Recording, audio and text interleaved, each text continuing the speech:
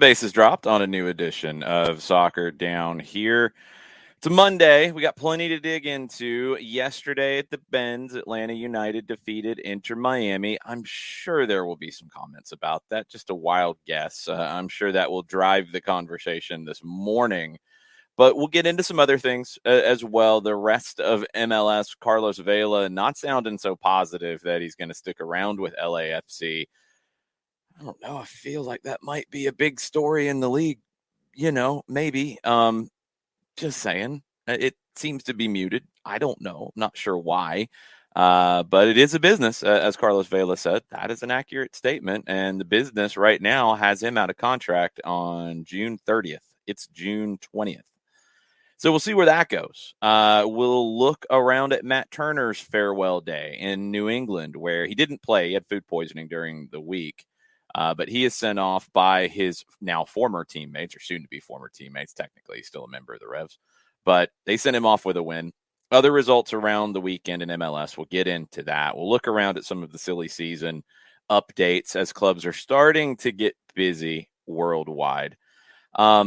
But lots of different talking points. We'll get into them throughout the show this morning. We'll get into your comments as well as best we can on the Twitch pitch. So go ahead and drop them in. John will be trying to keep up with that as we go.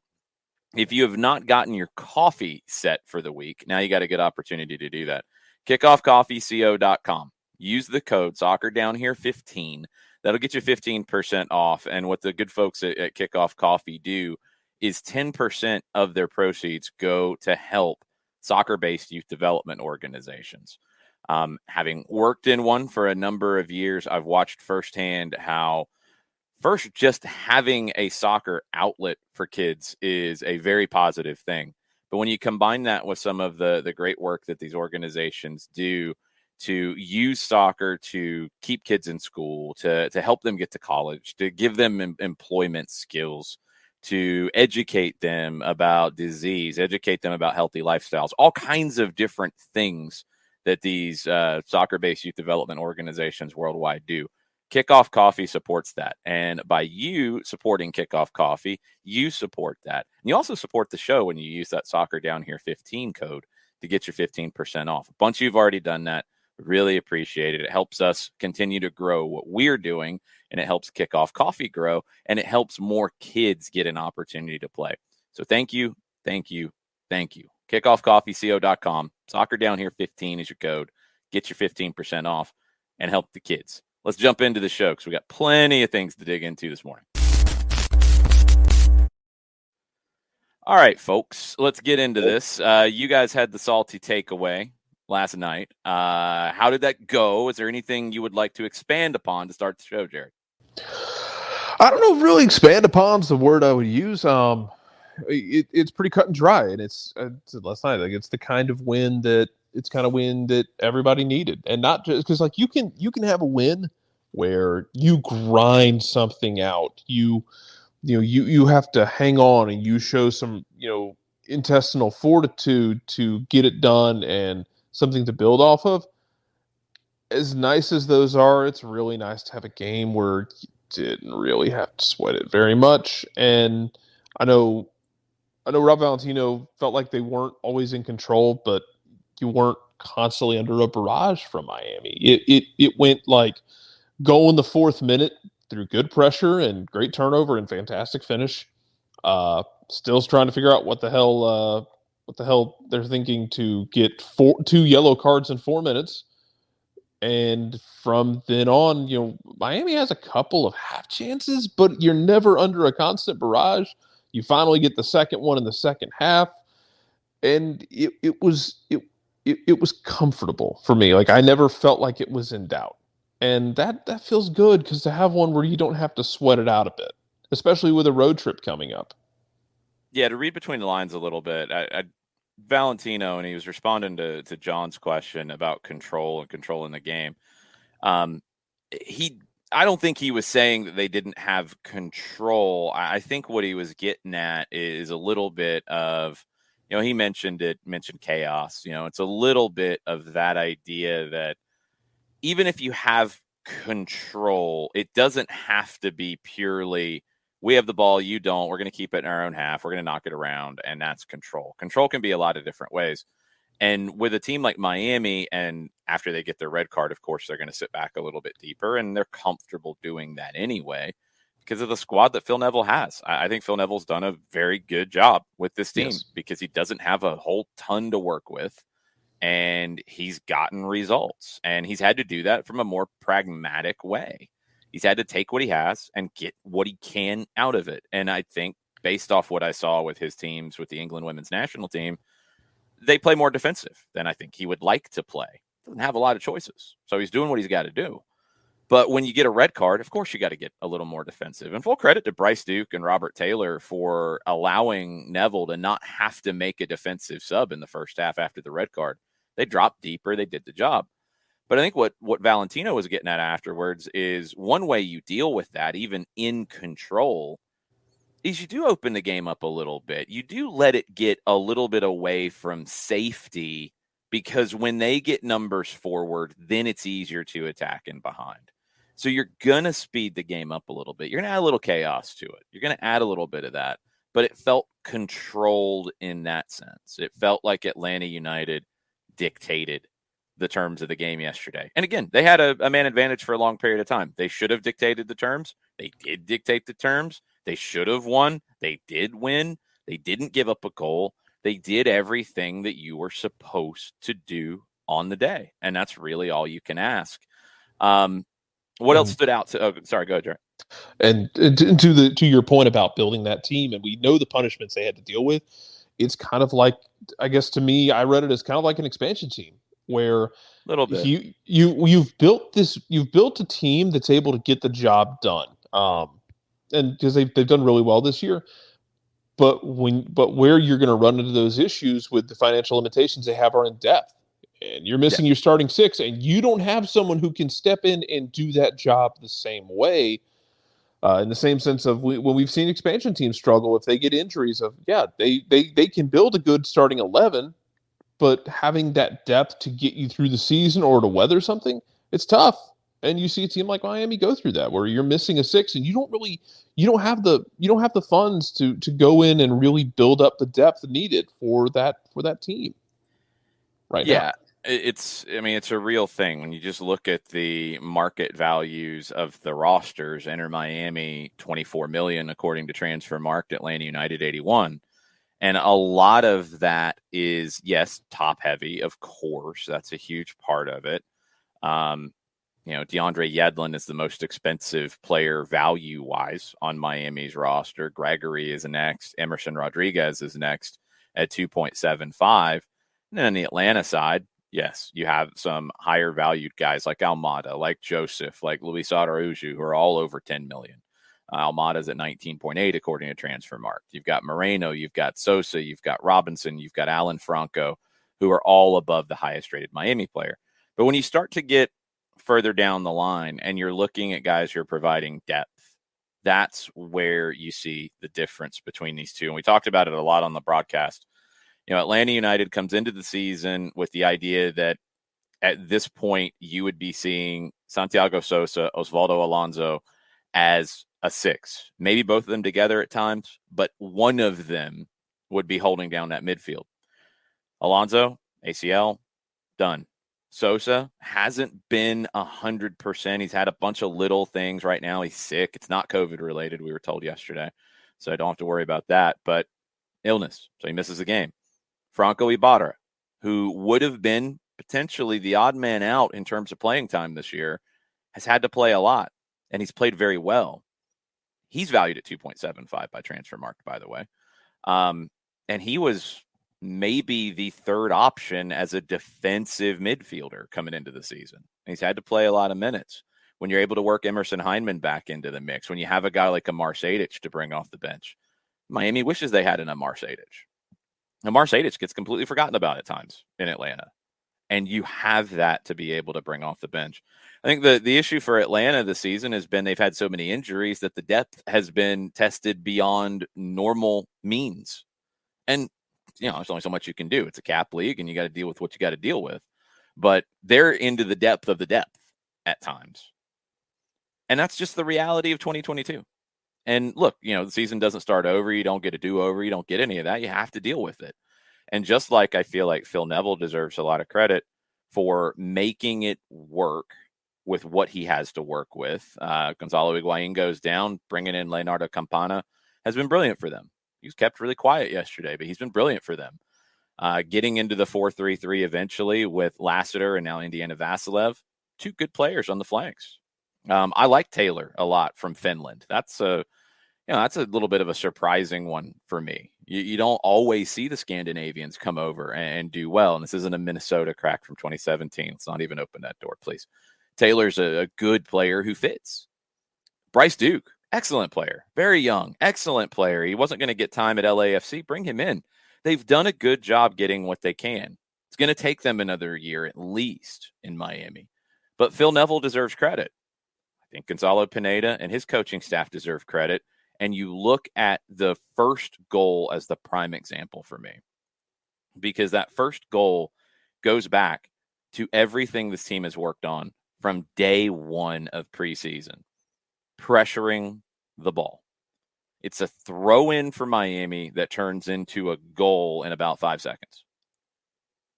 That's not supposed to happen. That happens because of the mentality that has been implanted in this team from day one of 2022 across the entire roster, everybody, all the way down through the twos.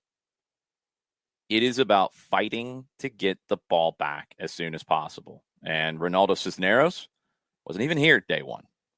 His pressure helps create that opportunity. And then you get to the quality of Joseph Martinez and Luis Araujo, and they put it away. The second goal is a display of the development of players in this club, in my opinion. I talked about it on the full-time report yesterday. George Campbell winning the header at the near post on the corner kick, turning into a center forward because the big man runs from top of the six to top of the six as fast as anybody. He makes that selfless run to get there, to open up space. Marcelino Moreno rides off challenges, stays on his feet, keeps getting it forward, picks out Caleb Wiley, 17-year-old Caleb Wiley, by the way, who you have to remind yourself that he's 17 because of the way he plays. Matched up with DeAndre Yedlin, one of the better right backs in U.S. men's national team history. And Wiley didn't really seem to care. He's taking him on 1v1. He's handling things really well. But Wiley gets forward, forces a big save. Luis Araujo, because George Campbell had made that long run and turned into a second forward, Araujo can get his head up, pick out Joseph Martinez, pass, goal.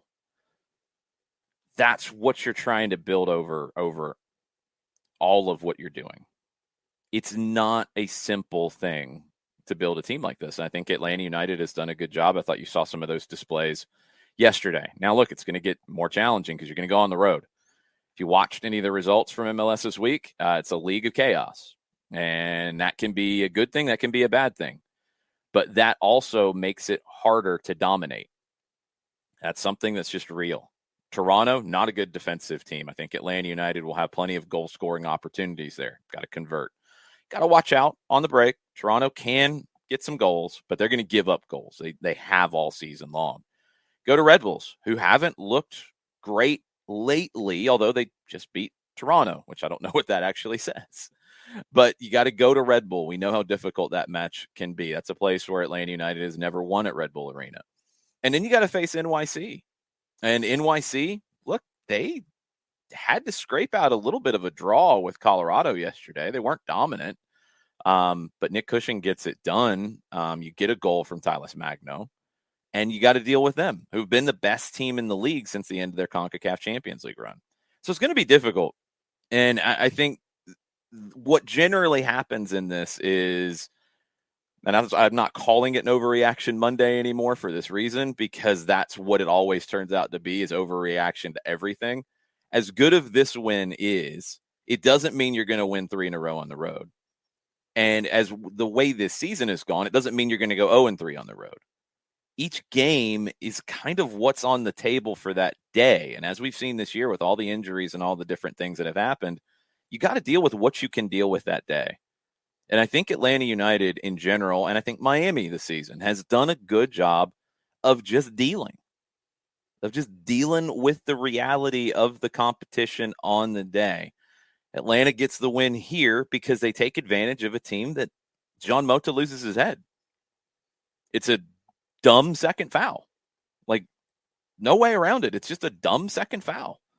There's no need to commit it. You're in the attacking half. There's no danger yet.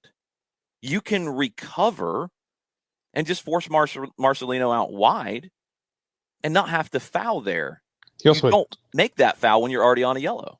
He also had two teammates like flanking Marcelino 5 and 10 yards ahead. Yeah. Like they were gonna squeeze him out. Yeah, I mean they were gonna try, but you don't commit that foul there. There's no need to. And look, he's on a yellow.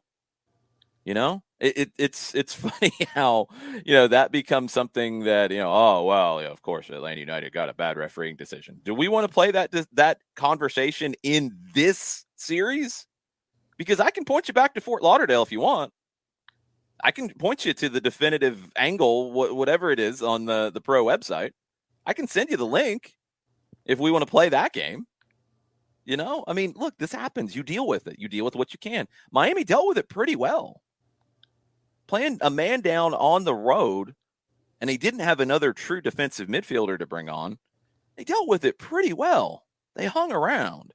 They didn't make it easy, but they weren't able to do a ton because they're playing with 10. Atlanta also dealt with it pretty well. They opened the game up. They handled their business. Rocco Rios Novo made saves when he had to.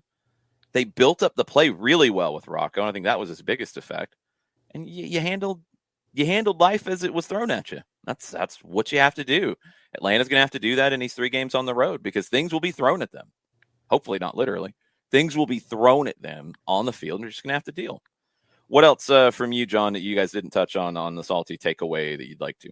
It was in the midfield, and it was part of the discussion that you started with this morning, but getting more minutes out of Emerson Hyndman, getting 90 minutes out of Emo for the first time in a long time. And with these 3 matches coming up in quick succession, it's incumbent and important that he's getting these minutes, getting healthier, getting integrated. And we saw what it was yesterday with him and Ibarra, where Hasetsu had heavy legs, I think was what it was described earlier in the week. And so with these matches, having Emo getting healthy, pairing with Ibarra, hopefully getting Hasetsu back so he can contribute as well. Just having Emo back is key with this run, with all of these midfield combinations that you're seeing. And it's good to see Emo back the way that he was yesterday. You're going to try to make that nickname happen, aren't you? Emo? What? Emo? EMO? Emo Hyndman? What? Emo? Emerson? Yeah. Anyway. Anywho. Yeah, no, that was a really hard one. Having flashbacks to movies, but I won't talk about it. Hyndman was really good. I thought Ibarra was outstanding. Really wasn't a bad performance. Territory these days. Yeah, I mean, look, it's getting to the point with Ibarra where it's like you're just expecting it of him in a good way. The trade-off that you're going to get with Franco Ibarra is he's not as strong on the ball as Alonso and Sosa are. He's not, and that's okay.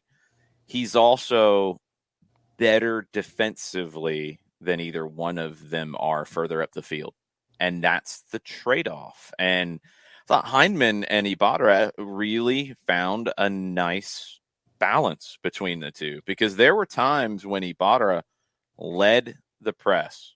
He stepped up. He saw that maybe the energy levels were down a little bit, and he goes off chasing, and he's really good in those moments, first off, so he can force turnovers there. But Hyndman recognizes, drops, covers, plays the 6 as Ibarra goes to try to throw a sledgehammer into the mix and find a way to break up the play. But defensive actions is something that I track quite a bit. It's tackles plus interceptions. Ibarra leads Atlanta United by more than 1 per 90 minutes played. And when you get to more regular players, it's about 1.5. Over 6 defensive actions per 90 minutes played. And he had 7 yesterday in less than 90 minutes. He just is a monster in that midfield of forcing teams to have to do something different. But then when you look at the other side of it, his passing, almost 83% now. Is he going to deliver that killer ball all the time? No, he's not. He's got 5 chances created this year, but he's not going to be the guy that's going to turn into a 10. Hosetsu can turn into a 10 a little bit. Hyndman, we know, can play it more as a 10. Alonso, better passer. Sosa, longer range passer, but better passer in general. He's not really a 10 either. But Ibarra is getting stronger in those moments. He's not hitting a bunch of long balls, but he's 70% on completing them. He's getting tidy on the ball is the difference. Franco Ibarra was a kid that when he arrived, we were very clear in this show in talking about the experience level that he had. It was minimal. He'd played about 100 games in the youth academies for Argentinos Juniors. But he was not a regular until the Copa Diego Armando Maradona, the one right after the COVID break. That was his first extended play with Argentinos Juniors. That was it. He played about 10 games in that. He'd played 1 first division game prior to that. So a very small sample size. But he's a player that was identified to fit the system. I think he looks, so much better this year compared to last in terms of just comfort level, especially work on the ball. The defensive side was always there. He led the Copa Maradona in tackles won. That's an accomplishment in the Argentine league. He's brought that mentality here. I mean, go back to a sequence yesterday that wasn't called a foul. It's a 50-50 ball that Bryce Duke, puts his right leg out to try to bring down, and Franco Ibarra just steamrolls through it, spins Duke like a top. He won the ball. There wasn't a foul called. Duke's down holding his foot afterwards. That's the things that Ibarra brings that this team didn't really have in a large degree. You were going to get some of that with Alonso, but Sosa's not that kind of a guy as much. You didn't have that. He's not an enforcer because he can play, and it's not just big tackles. I mean, he's jumping into passing lanes. He reads the game well. But he brings you a little bit of a scrappy physical presence in the midfield that this team needs. And when you look at how teams are constructed, a lot of times just purely putting the best player in each position on the field, and that's going to make it work, doesn't always happen that way. Sometimes you have to get the right balance of personalities and characteristics. And more that I see of Ibarra in this team, it's going to be really hard to not have him on the field. And I think you've heard some of that from Gonzalo Pineda about what Ibarra brings and how it's different than the other guys. So it's a good fit right now, and it's been good to watch him pair first with Hosetsu and now with Hyndman. We'll see how that battle evolves. You've got, even with the injuries Atlanta United has, and this goes back to the overall depth conversation and roster build. Even with all the injuries, Jarrett, even with all the guys who are gone for the rest of the year, you have position battles.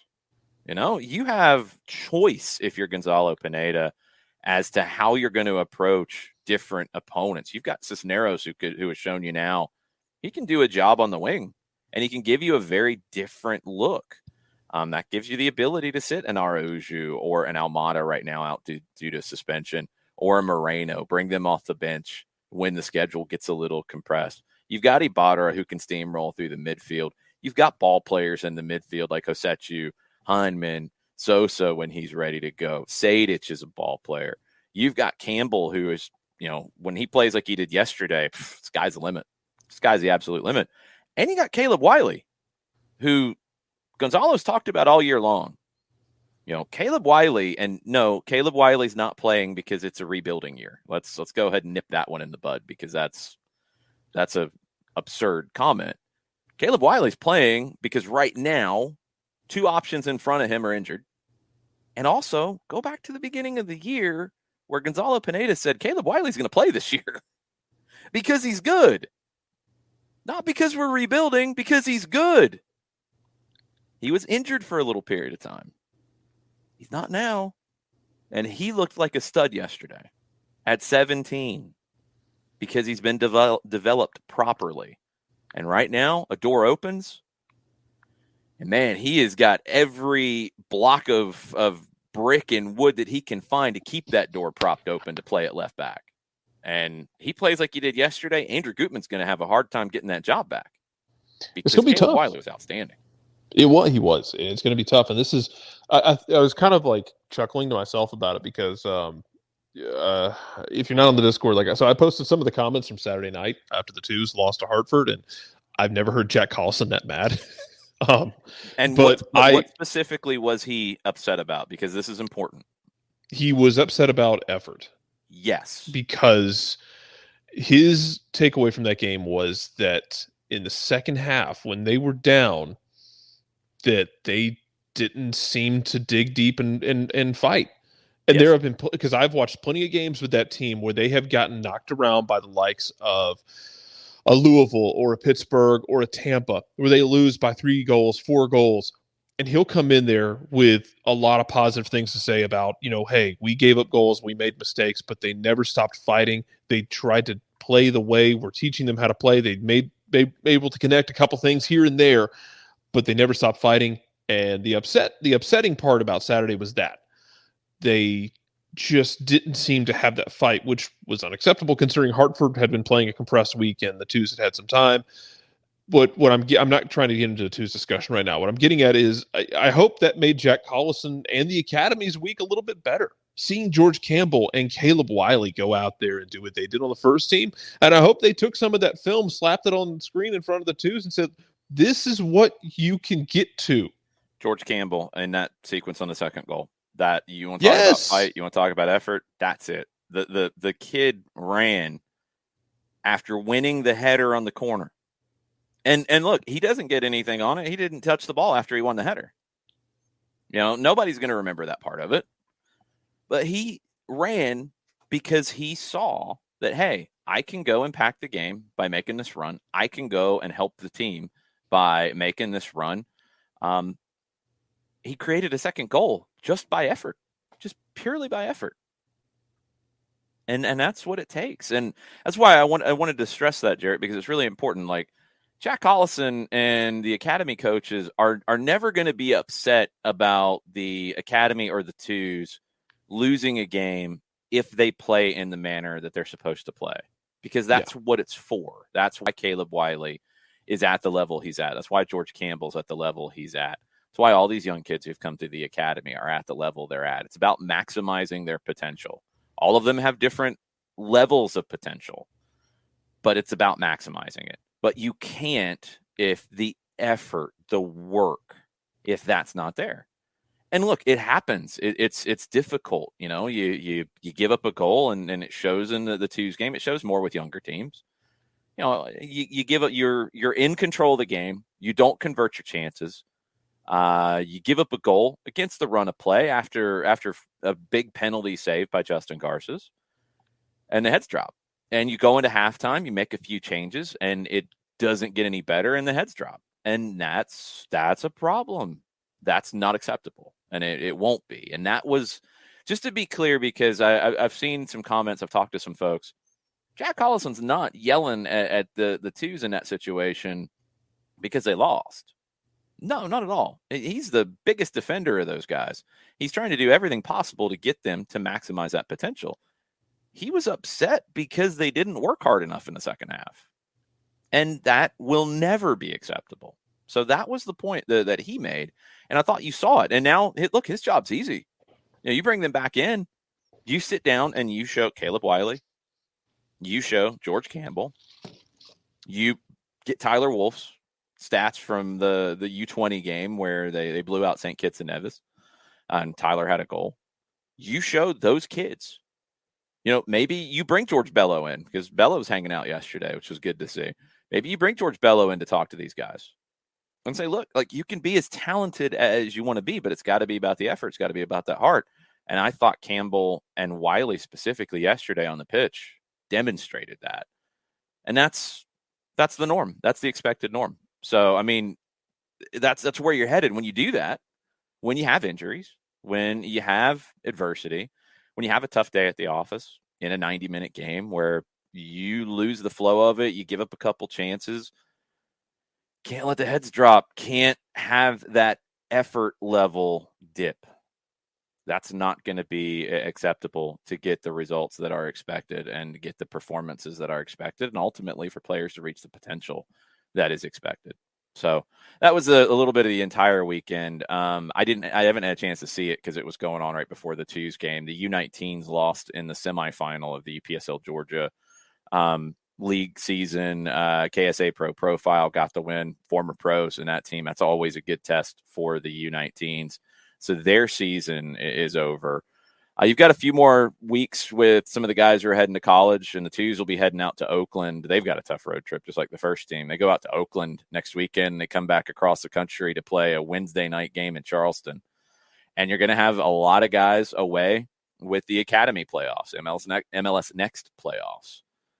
So it's going to be a big test for the Twos. It's going to be a big test for the first team and their 3 games on the road. Going to get stretched, and you're going to see who comes forward with that needed effort. And that's going to be asked across the board of everybody. And look, if it's not there, well, somebody else will give you that effort and they'll be playing instead. And that's the reality of this level of the game. It just is. John, you want to get in? Do you have anything else, or do you want to get into some comments from the Twitch pitch? Well, my second point is being addressed and has been early on, and it's about Marcelino Moreno, and some folks have been getting into it. So that would have been my second point, but it is in the Twitch pitch living as well. Oh, well, the people who are listening to this later who do not understand, could you summarize, please? Well, just I think that when you look at Marcelino Moreno, I think he's underappreciated. And with what he's able to do creating on the dribble, I know that we all get kind of stuck in goals and assists and everything, but just you look at what Marcelino Moreno does on the dribble, and he did it again yesterday in the match against Inter Miami. It's an incredibly talented individual on the dribble that drives the other teams crazy, and we got to see that yesterday, even though it may not show up on the score sheet. I mean, it shows up in the stat sheet when we talk about it, and this is something that, hey, if you're not going deeper into it, we try to open that door because it's important. And I think Moreno's work on the ball and the dribble yesterday was very important. One, in changing the game. The biggest game-changing thing in the 90 minutes yesterday was the red card. Who earned it? Moreno. He got it on John Mota by dribbling. He consistently unbalanced Miami on the dribble. Moreno's a unique kind of a player, you know. I like these kinds of guys. I don't like cookie cutter robotic players. I don't like guys that, you know, you can go find 5 more that look just the same. Moreno's, I mean, he is the epitome of the street player, the backyard player, the potrero, you know, in Argentina. He will make something happen out of nothing, and he has the most incredible balance of anybody I've seen. I've never identified with a professional athlete more than watching him like stumble and flail to keep his balance for 20 yards like he did. Except I fall on my face when I do that. He kept his feet, was able to keep going. Yeah, I was thinking you were giving yourself a little more credit on. Oh, no. But like, because usually that for me, that ends up either face planting or like landing on my shoulder and tumbling. But just the way he was like trying to keep his balance for like 20 yards and managed to do it. Yeah. By the way, just before that, there's a sequence where Brooks Lennon gets a shot on goal. Credit the calendar, by the way, for cutting down the angle on that, where like they defended it really well because Marcelino Moreno played one of the best balls you will see from the left side of the midfield. He skips the line, plays it just out of reach, splits the center backs. Brooks makes that diagonal run in, and like they defended it really well. And Calendar, who's been really good for them in Miami, cuts it down and basically forces Brooks to try and blast it past him, and he's not able to do so. But that ball was insane, and if it ends up in the back of the net, we're talking about that assist this morning as basically being just mind bending that he was able to complete that ball. Yeah, that pass was absurd. Couple of things I always look at with Joseph, and we'll talk about it in the context of the entire team. Progressive passes. And look, one thing that's funny is Sorry, Marcelino. One of the things that's funny about Marcelino is I don't even know if the people who get into the next layer stats can even properly like sum him up. FB Ref gave him 5 attempted dribbles yesterday.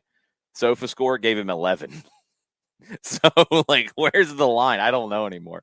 But Moreno, according to FB Ref, in terms of progressive passes, which is completed passes that move the ball towards the opponent's goal at least 10 yards from its furthest point in the last 6 passes, or any completed pass into the penalty area. It excludes passes from the defending 40% of the pitch.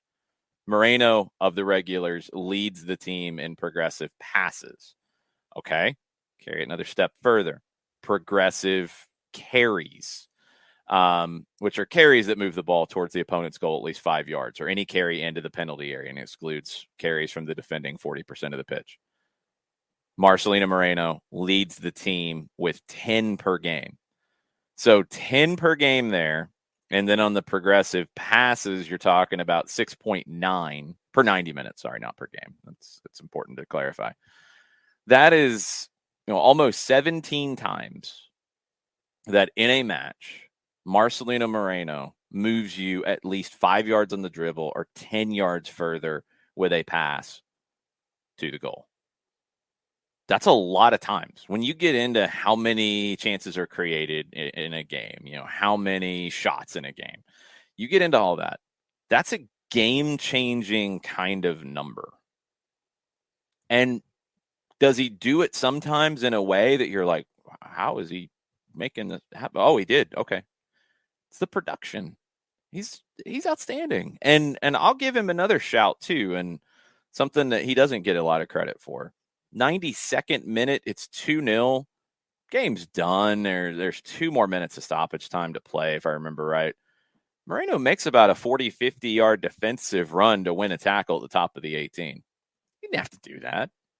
If Miami takes a shot from there and scores, it's 2-1, and they're going to kick off, and it got 60 seconds. There were some numbers back. It was just kind of hold, and games petering out at that point, and Moreno, nope, not going to allow a shot from here. And he busts back to win that back. He's an outstanding player. He's a unique player. He's a different player. I get that some folks maybe don't understand him because he doesn't fit into a box. He's not the kind of player that we produce in this country.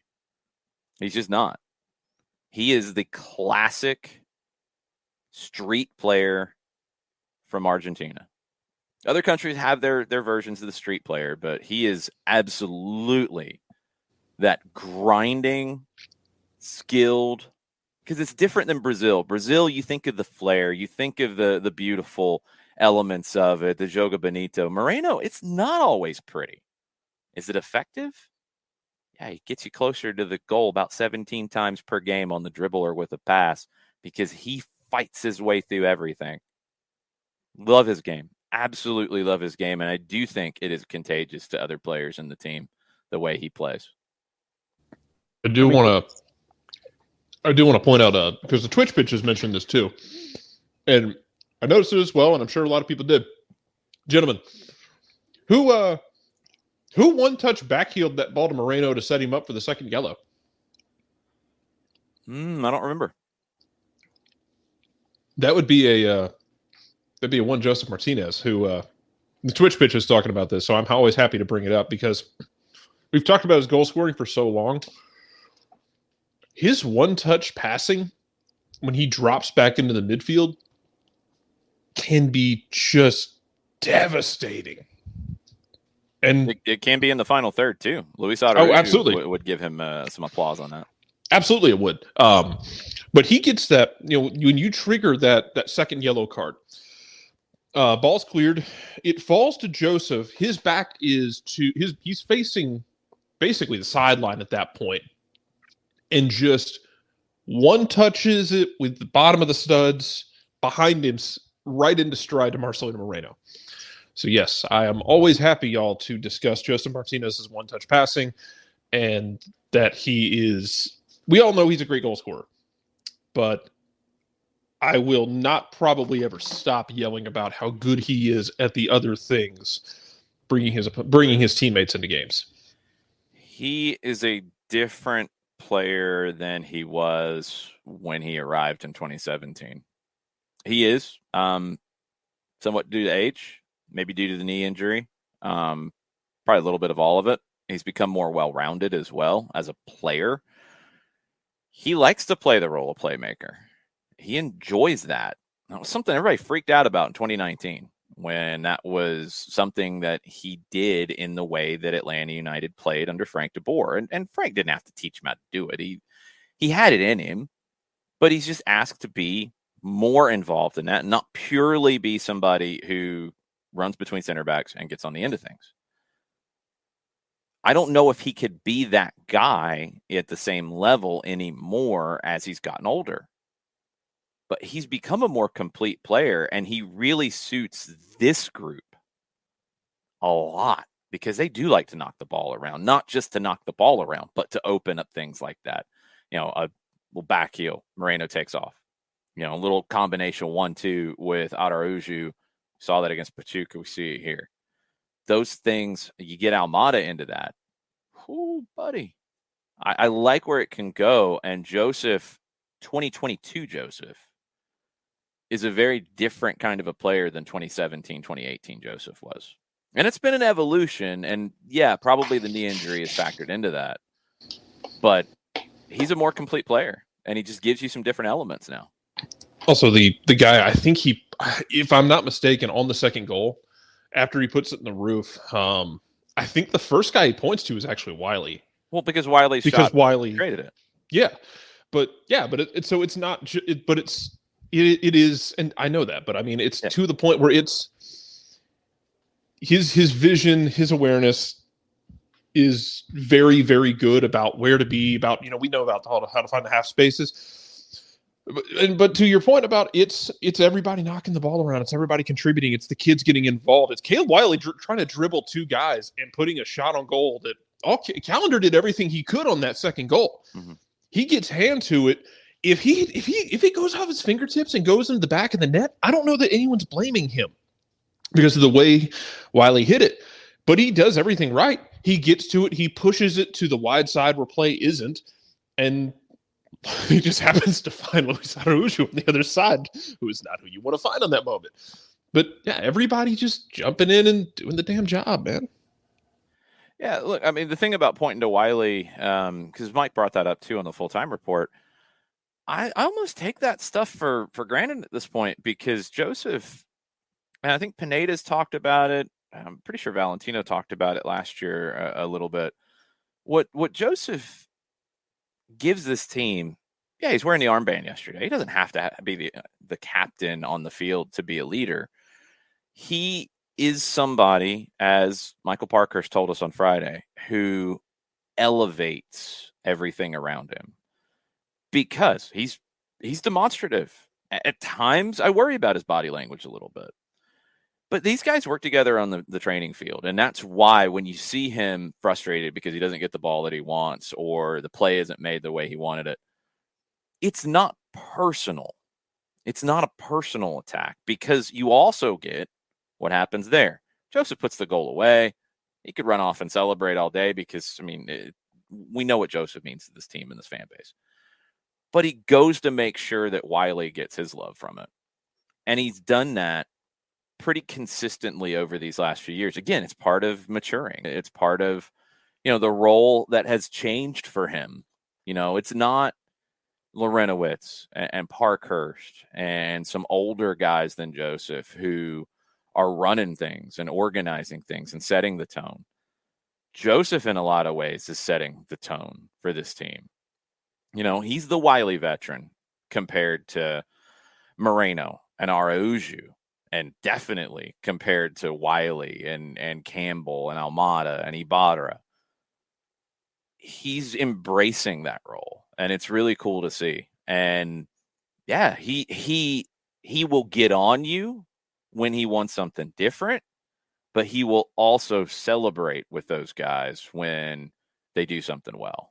And I love that out of him. I love that he will do anything it takes to win the game, and if that means he creates 5 chances, he'll do that willingly. I don't think he cares about his goal scoring total. don't think he ever really did, but he definitely doesn't now. It's whatever works for the team. His evolution is really fun to watch. It's really fun to watch from him, and there's still a lot more for him to be. He's going to be a huge factor in this team for years to come, and it might be in different ways. It might be different than you expect, and if he doesn't score as many goals as he used to, I don't frankly care if the team is winning and he's playing a big role in it. I don't think he cares. It's gonna be fun to watch. But yeah, that's a good finish too, by the way. That's another one that's first time. That's a hard finish. It's a tough one because it's not even the one against Pachuca where he's up close and he's got to lift it over the goalkeeper, not put it over the bar. This one's from a little bit further out, so the amount of room he has is a little more difficult, and buries it. Could have had a couple more. I thought he played better than he did against Pachuca. But he's still getting sharp. And, yeah, he's feeling the effects of playing 90 at the end of it, as were a lot of guys. You saw what that layoff did to people. I think it definitely took away some of that match fitness from everybody. And one more thing before we get into some stuff from the Twitch pitch, and I think Jarrett probably has to give his closing remarks. 45 minutes for these guys against Pachuca, I thought put them 45 minutes ahead of Miami. And it was really important to have that game. Austin, I think, benefited from playing a friendly against Pachuca, going up to Montreal and getting a win on the weekend. There were a lot of disjointed performances around the league this weekend, and teams that looked like they had been sitting off for 3 weeks. Not just sitting doing nothing. Of course, they trained, but you can't replicate game action. Getting some game action for guys on Tuesday night against Pachuca, I think helped them get a 2-0 win over Miami in this one. It ended up being a very useful exercise to bring Pachuca to town. Jarrett, you leaving at 10, right? Yes. Okay. Let me take some questions. Well, do you have anything you want to say before we finish up with some questions? So you don't disappear on us and then we're like, oh, where'd Jarrett go? Irish goodbye. Uh-huh. I mean, it's nothing profound, honestly, because like I said, it's a good win. Let me ask you this, because you were in the building. Either one of y'all, did we ever see what triggered the scuffle at the end of the game between Lowe and Dom? Because I saw the video clip. I'm really wondering if Lowe gets a 1-game suspension because he snaps that head forward. He snaps that forehead forward at Dom. Wait for the fuzzy news dump from Disco. Yeah. Well, I didn't see if Dom did anything to like trigger it, that sort of thing. Yeah, I don't know. I don't know what triggered it. The head-to-head was pretty similar to what we saw from Barco and Alro last year in Toronto. Yeah. He didn't snap his head forward. I think it's not quite to that degree. I'm fine with not giving a red in that situation. I thought Lowe was the aggressor for sure in everything with it. And Dom's reaction killed me. Just running off the field like, "Hey, let's go! Come on, we'll go over here and talk about it." I was dying. I don't know enough about Dom and past conflicts, honestly, to know. But I do know that if you've ever stood next to Dom, I'm probably not going to fight him. He's very well put together. I don't know if he can fight or not, but I don't want to find out. Got a little bit of that boxer body in him. Yeah, he does. I don't want to find out what his right hand's like. Dom's that dude that you pat him on the back and you feel like, oh, that's solid. Yeah. I mean, Damian Lowe's a big boy, so he's not going to be afraid of it either. The funniest confrontation, the Lowe and Dwyer one at the end, was entertaining. The funniest one was on a corner with Franco Ibarra. The top of his head is coming up to Mabika's shoulder. Yeah. Mabika's 6'5", and Ibarra is just looking up at him like, "Yeah, let's go, come on." Like, Franco Ibarra is crazy. I like it. He's nuts. We've discussed this before, but a bunch of these cats from Argentina are not to be trifled with. 6'5" Mabika is like, wait a minute, this guy's not backing down at all. That just makes it a fair fight in some of these guys' minds. Ooh, that cracked me up. Just the shot of Villarreal, the referee, bringing them both over to talk to him, and it's like one is way taller than the other one. It's like, yeah, I got to separate these two. Hilarious. All right, what do we got on the Twitch pitch? First one has to do with life at the back, and it was from both Coco and GH. But GH basically sums it up by saying, "Last night is Franco and Campbell shut the haters up." For however long they have a good game, and when they don't, then the haters will be back, because that's what we do, sadly. I think Campbell showed why he's gotten so much playing time this year, and I think if he had been healthy when Miles Robinson went down, that he would have been the first who got the opportunity, because he's the most Miles-like out of him and DeJohn. And look, again, this is no knock on Alex DeJohn, who I thought has played well for this team and will be needed. Absolutely will be needed the rest of the way. But Campbell gives you more range. He gives you more upside, I think. And what he showed yesterday, jumping forward into the attack, but then being able to drop and cover, he gives you more of that. It's just different, and it's closer to what you had.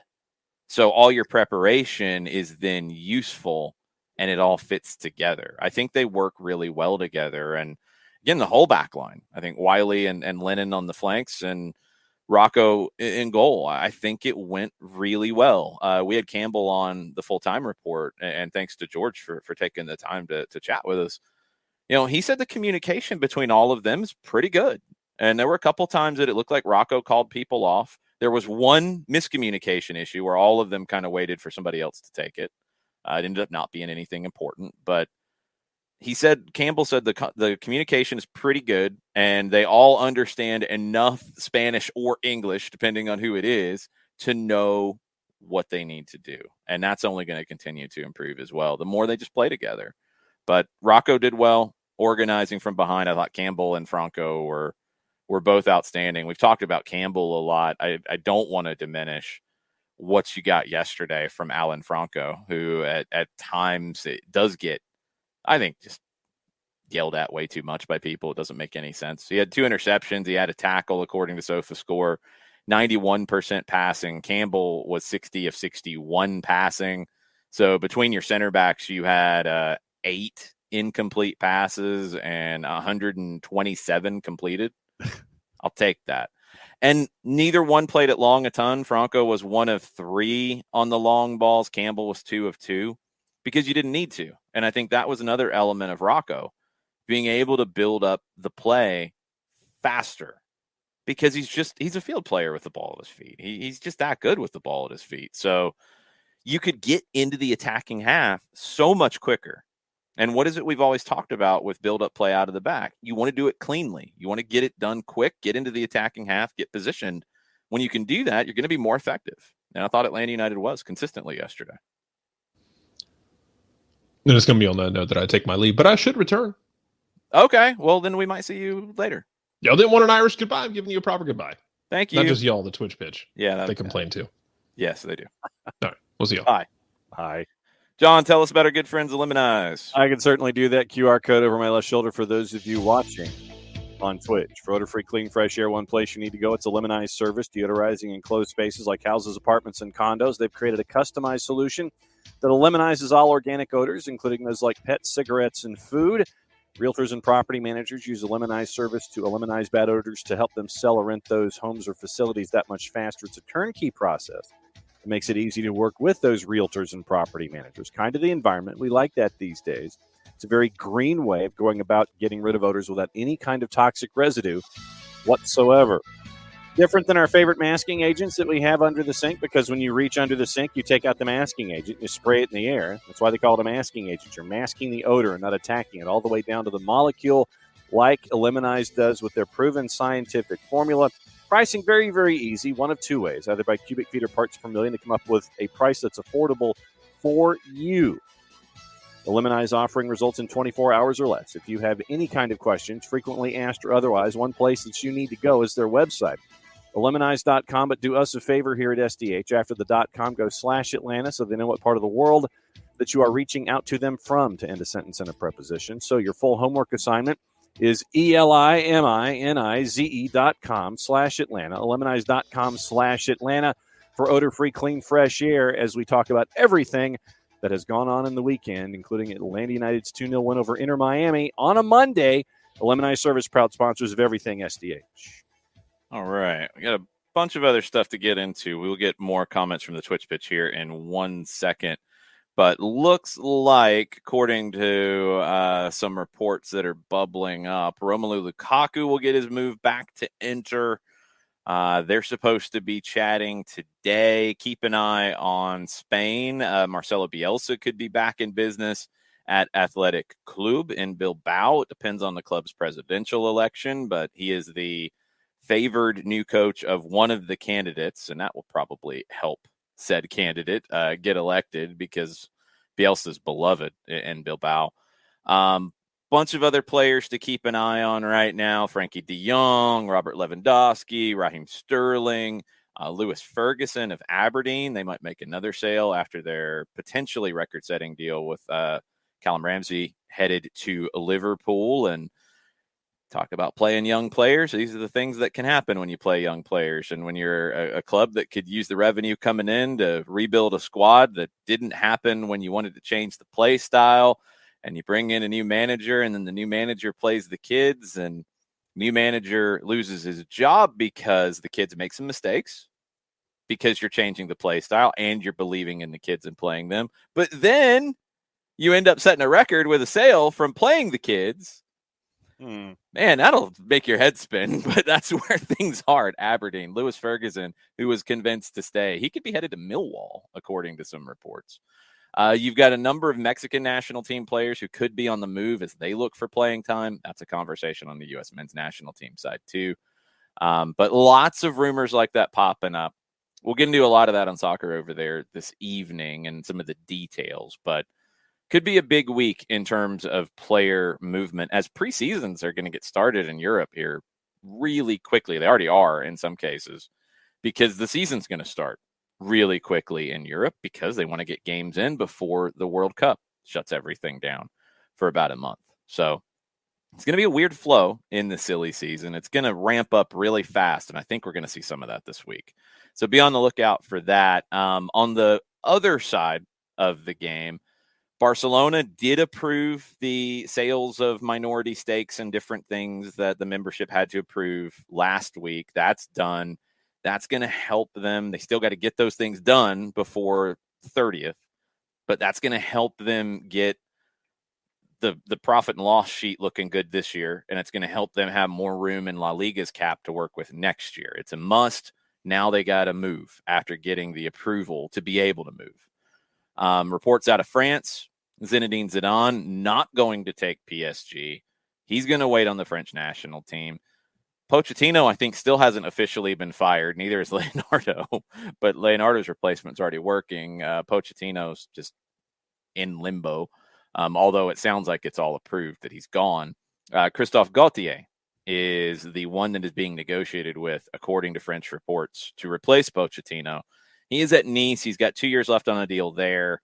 They're going to have to pay Nice. They're going to have to pay Gauthier. I'm a little surprised, but if you're not going to get Zidane, there's not really another obvious candidate out there. Gauthier did win Liga with Lille with Luis Araújo 2 seasons ago, but he could be in charge at PSG. Different kind of manager than PSG's had. Lyon could be sold here quickly. Saint Etienne could be sold here quickly. So lots of stuff going on. Lots and lots of different things happening right now. Soccer Over There, we'll get into more detail, but keep your Twitter notifications or check your Reddits or wherever you get your news. You might want to have a few alerts for some of your favorite teams over in Europe. We also have up on soccerdownhere.net, contributor Niall has contributed a little look at the early portion of the Premier League transfer window and some of the moves and his thoughts on that. That's up at soccerdownhere.net. What else we got on the Twitch pitch? Let's see. Michael Head, after we were talking about George Campbell and the second goal, Michael Head was entertained by Campbell's best Antonio Rudiger imitation yesterday, getting engaged in the play and acting as much center forward as he was a talented defender. So we got our Chelsea reference from our Chelsea fan this morning from Michael Head. There's a few players who do that. He's not going to be at Chelsea anymore, right? No, he is. I believe he's headed to Real Madrid. Yeah, that would be correct. Yeah. I mean, Campbell was a midfielder before he became a center back in like 2017, 18. Broke through with the twos in 19. And I've said it before, but he's another one who you never know when the door's going to open if you're coming up through a professional academy. You never know, and you have to be ready to take it. And Campbell was not intended to be the guy where he is now. It wasn't expected. He was not going to get the time in 2019 that he ended up getting with the twos. That was going to be Kendall Edwards, and Edwards had an injury. And Edwards didn't get that time because he missed most of that season. He went on to college. And he struggled a little bit in college at times. I think Kendall Edwards still has a ton of potential, but is he going to be able to realize it? We'll just have to wait and see. Campbell was going to go to college.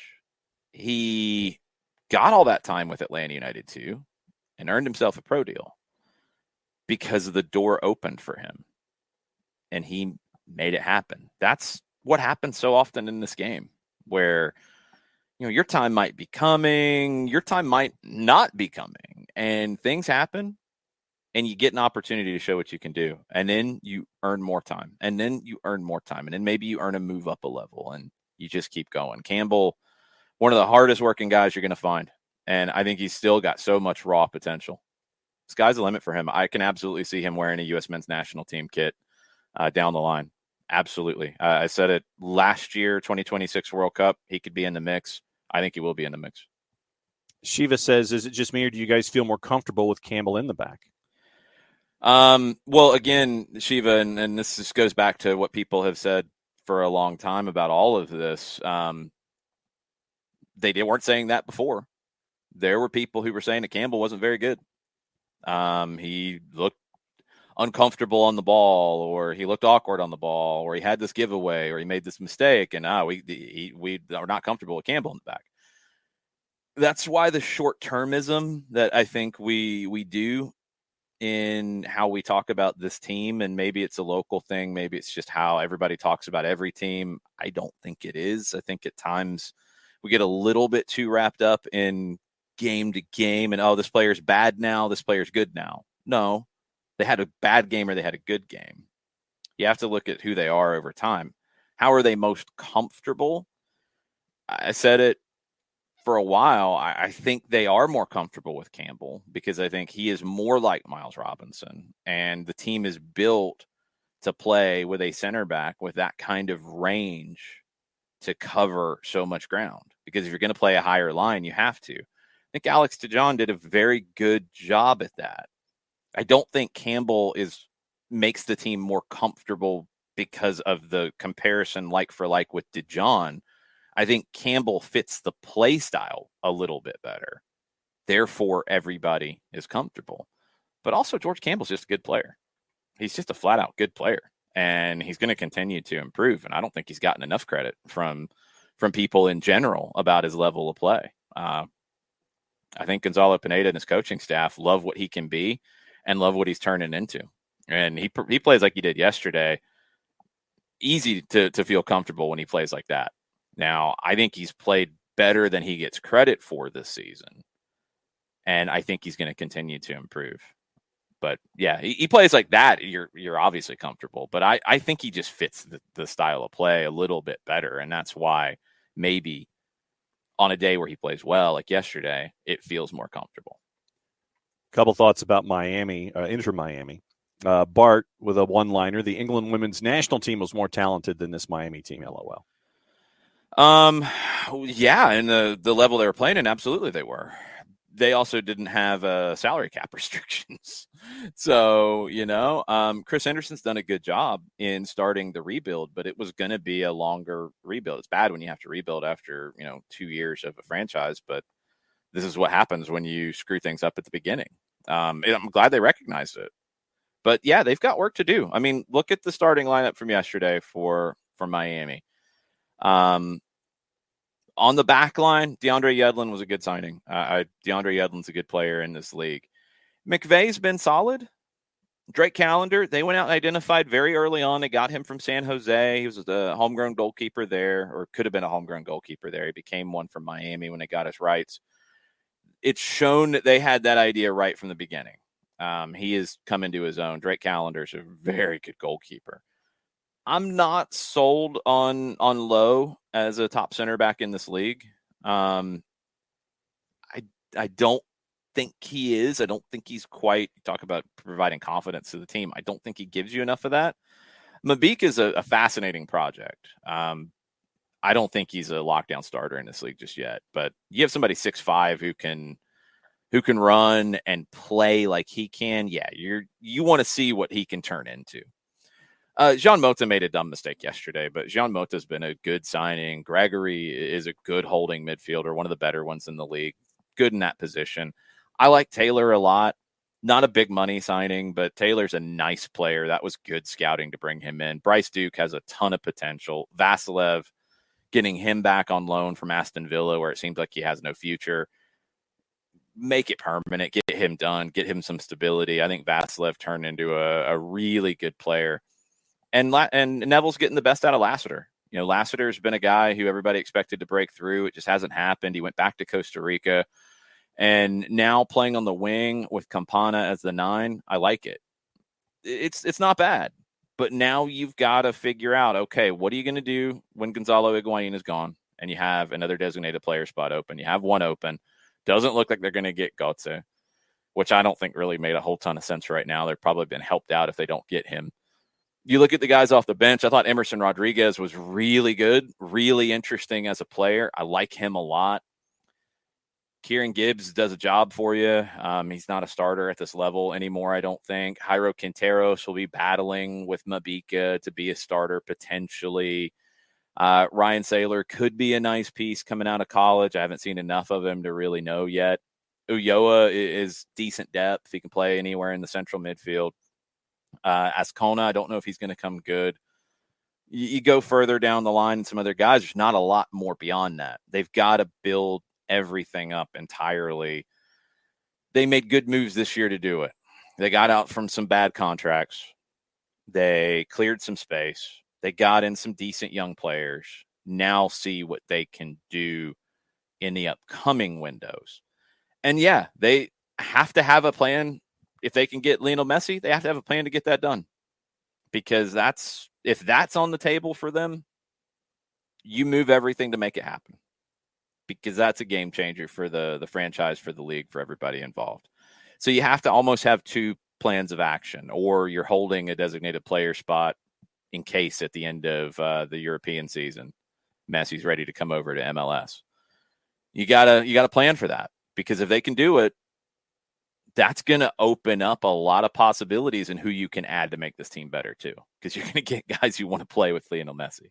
And they might take a little bit less money to do it. And it might be very cap friendly. So it's almost like you have to have two tracks that you're thinking about here if you're Chris Henderson in Miami. But they did a good job in the offseason, and they're a more competitive team than they were before. And that's a credit to Chris Henderson, but it's also a credit to Phil Neville.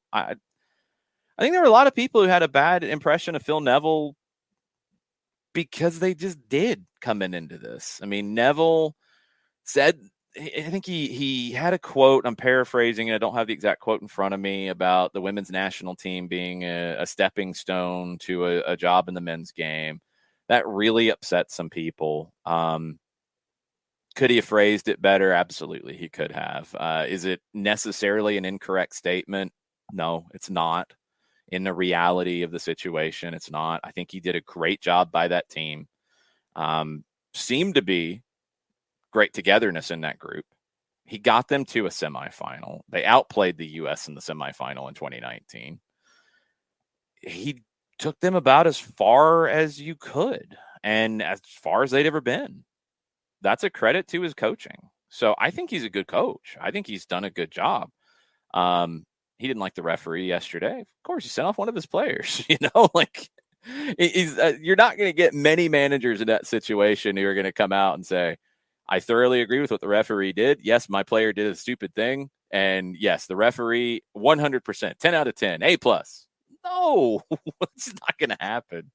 I think Neville's a good coach. I think he's been maligned very unfairly by people in this country specifically, but also in England. And I do think it shows a little bit of a bias that because he coached in the women's game, he can't do it for Inter Miami. Yeah, he can. He's done a good job for them. He's done a better job than now the guy, Diego Alonso, who's a very good coach as well, who didn't do a good job with Miami, who's done an amazing job with the Uruguayan national team and righted the ship. that's how crazy this game can be sometimes. Don't write people off so fast is maybe the lesson to learn from this. And don't get your feelings too hurt when Neville says something that you don't like and then say that makes him a bad coach. No, he just maybe needs a little PR training about what to say publicly, knowing what the perception's going to be. But I think he's a good coach. I think he's done a good job with Miami. Byrne was asking about Gregory and why he didn't play yesterday.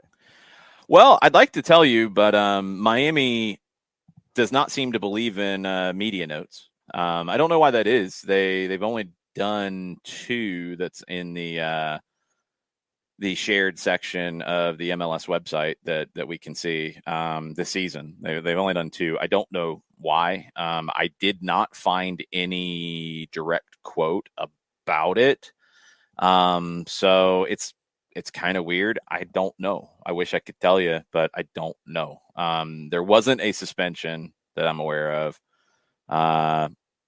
I don't know about an injury because they didn't have any media notes. I don't know what the league rules are on that, by the way. Everybody else does. So I don't know if they're obligated to or not, but they didn't, and it was very strange. If that's the approach you want, okay, then we're just, at times, like in Mike and I's case, we're not going to have as much to go on. And we wish we did, because we like to talk about the opposition and we like to talk about the other teams in the league. But if they don't want to provide as much, there's only so much we can do. Michael Ruiz, how about Bryce Duke being 5'7", 145 and Mabika being 6'6", 214, playing right next to each other for a lot of the game? I don't think I've ever seen that much size disparity in a soccer match. Yeah, well, Duke was in the midfield and Mabika was behind him. But yeah, it's Mabika is just an interesting prospect in and of himself. We haven't seen the 6'8" center back from Navy yet that the Red Bulls drafted. I don't know exactly what the status is of all of that. I'm assuming he still had some commitments with the Naval Academy to finish up. Matthew Nocita, somebody that he's 3 inches taller than Mabika. I want to see what that ends up looking like. But you just don't see many field players that are 6'5", 6'4" even and taller.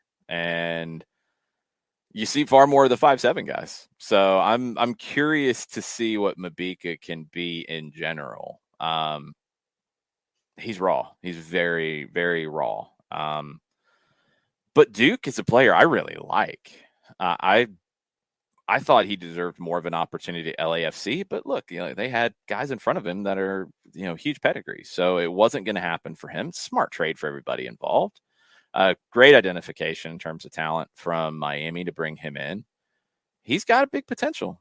He's one of those Barca Academy Arizona kids. Very talented on the ball. Good player. Probably not going to be a fan of Franco Ibarra's right boot anytime soon because he got waylaid on that one. But Duke's a talent. And I thought he and Taylor, I talked about it in the keys to the game on the Five Stripes Countdown. I thought the 3-man midfields, whichever one had the better day, would win the game. And that happened. I thought Atlanta United's did because all 3 of them were there and they didn't have somebody get sent off in the first half. So that ended up being a pretty easy decision. But Duke and Taylor, I was worried about them being able to defend well enough, even with Jean Mota. You lose Mota. Ulloa got warmed up and was ready to come in quickly, and Neville held it because Duke and Taylor did a good job defensively, which is not their game. Duke ended up, let's see if I have the final numbers on what he ended up giving them. He had a couple of tackles in the first half. He ended up with 3 tackles in the game. That's really good for a playmaker to give you in the situation. Taylor had 3 interceptions and a tackle.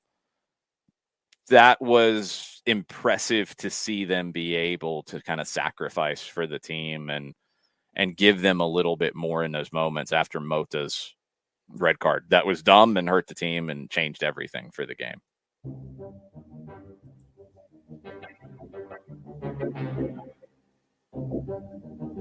John just likes to wave his arms when this plays.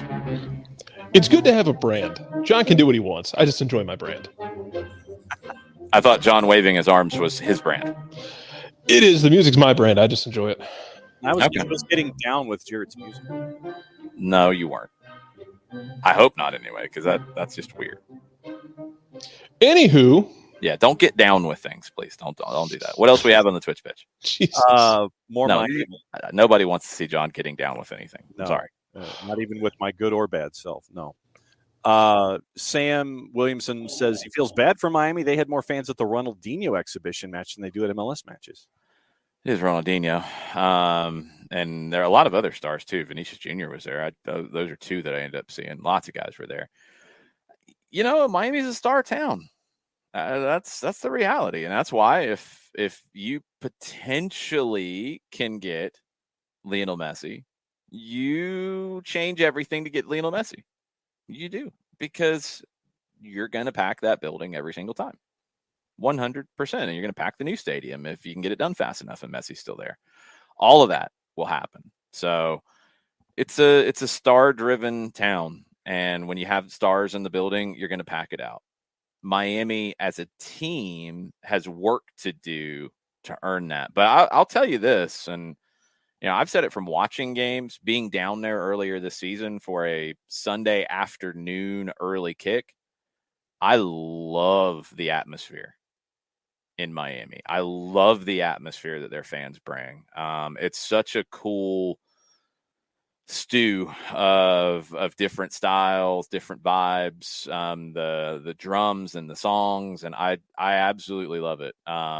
Being there and hearing it firsthand through the FX mics, because the press box has the plexiglass, so we didn't have an open window. I hated that, but just seeing it firsthand and feeling it through the mics, I like that style a lot. Even if they don't have as many numbers as maybe some other fan bases do at the moment, you get them a star, they will, and then the roof will come off, because they do a great job. I'm a big fan of the culture they've created. Big fan of it.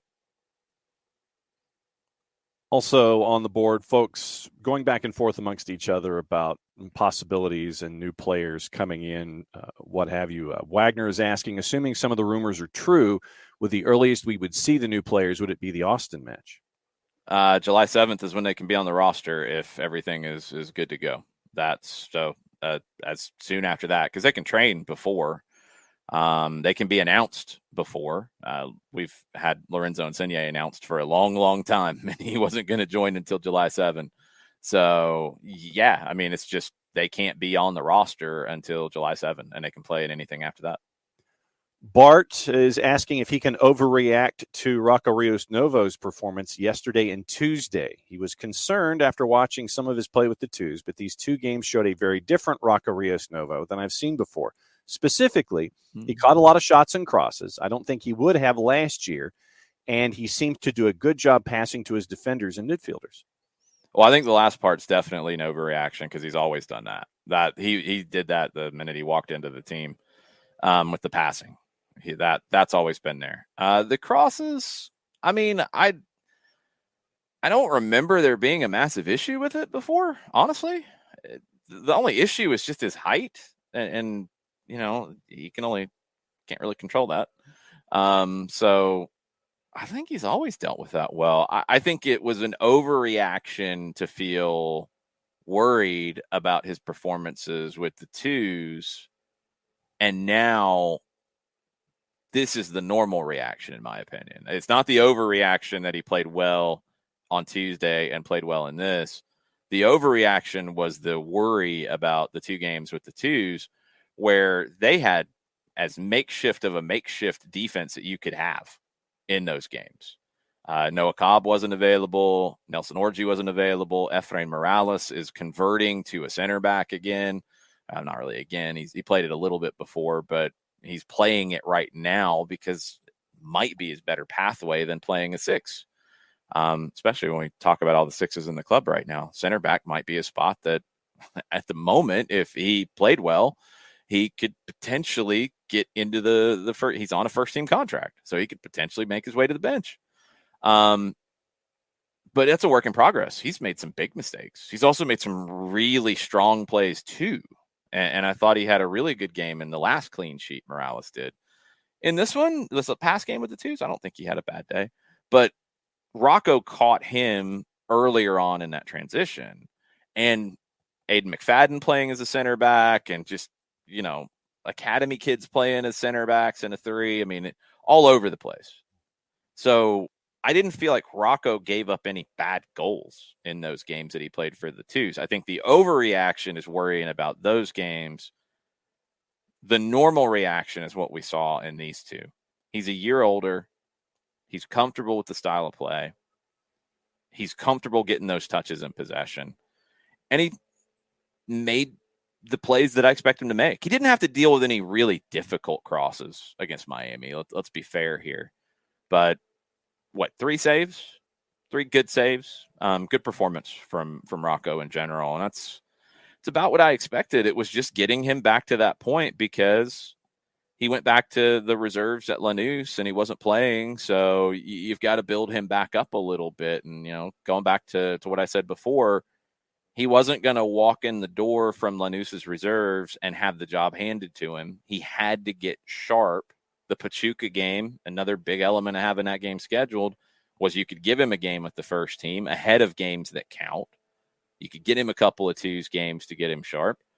And on the flip side, Bobby Shuttleworth deserved the opportunity to start. He was signed to have that opportunity before the season in case, and he didn't do enough to keep the job. And welcome to pro sports. That's what happens. Rocco did enough to get the opportunity when the other guy, Shuttleworth, didn't do enough to keep the job and not even open the door. And now Rocco's busted the door down, and he's going to have it for a while. And if Gudinho comes in, which by all accounts sounds like he will, he's going to have to maybe bide his time a little bit, because Rocco's going to have some games under his belt, and Rocco might not give up that job really easily. So that's that. Again, it's the nature of pro sports and competition, and you want competition within your club. Jared also on the board this morning, contributor Niall. I know we've talked about a lot of folks, but Niall brings in another player into the conversation. He says, I know Rodolfo Cisneros isn't scoring right now, but Niall is a fan of Cisneros' work ethic. Yeah, his work ethic and work rate's been great, and he's given you what he can out there, and it's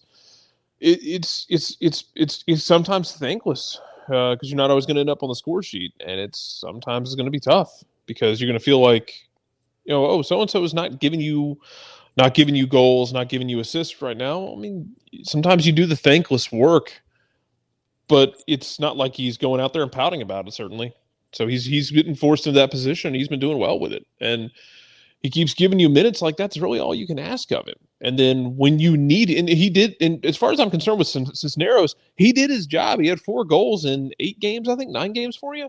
I know 3 of them came in one game, but still, you got 4 goals from a guy on loan when you needed him to be that striker. Now you need him to be something else for the time being, and he's doing it. Atlanta United has gotten 10 goals out of the forward position this season. That's pretty freaking good. Now, Cisneros got 4 of them. Dwyer got 3. Joseph has got 3. That's all out of playing the forward position. I mean, you could say Dwyer got 1 from playing on the wing. Okay, whatever.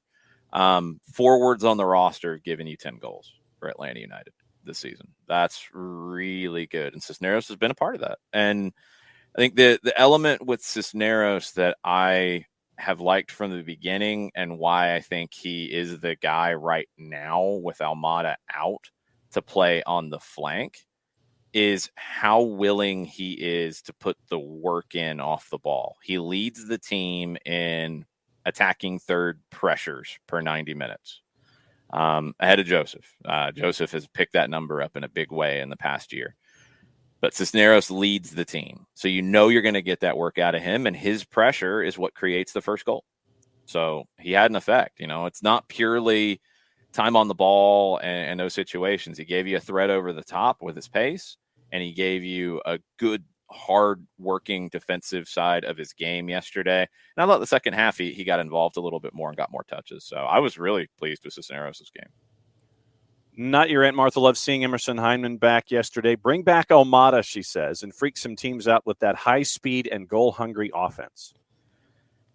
They looked pretty goal-hungry yesterday. And you get Almada back in a couple of games, he'll come back in for Cisneros, and then it just comes down to the competition in spots. I mean, Almada, Joseph, Araujo, Moreno will play as 4. Ibarra right now, I think, keeps his spot. Is it Heineman? Is it Hosechu? They give you different things. Maybe it's a little bit of, horses for courses here, but Heineman probably has the higher ceiling between the two. But he is coming back from a knee injury, and it was a long-term one. So, like in this upcoming 3 games on the road, is he going to play 270 minutes? I'm not expecting it. I think you might see a little bit of a splitting of the minutes there. And in the back line, I mean, we've talked about it. Wiley is going to make it difficult for Gutman to earn his time back. DeJohn is going to push Campbell. I think Alan Franco is pretty locked in, but if DeJohn and Campbell end up getting a game, then they're going to get a game. And Lennon's got the right back locked down. And right now, Rocco's got the goalkeeper spot in lock. And Gudinho, when he comes in, if he comes in and joins the team, then he's going to have to beat Rocco out, or Rocco's going to have to slip up and open the door. So these are good problems to have, even with how many season-ending injuries are we talking about? 4. Yeah. I mean, you can almost fill up a whole suite of guys who are injured right now. Yeah. I think they did, and I think they did with one of the shots they had. Cutaways, yeah. Yeah, they had a few other guys mixed in there, but yes, Yeah. if you wanted to just get a picture, you could make that suite look pretty full with guys who are hurt. And that's just to have that and still have competition at a number of positions in the team is a really good spot to be. Jarrett, Nick says he needs the off-season Dom Dwyer versus Damian Lowe boxing match. He'd pay big dollars for that. And Lowe's got the reach, though. Yeah, Lowe's got the reach, and Jason's right. Like, Lowe is not a small human being.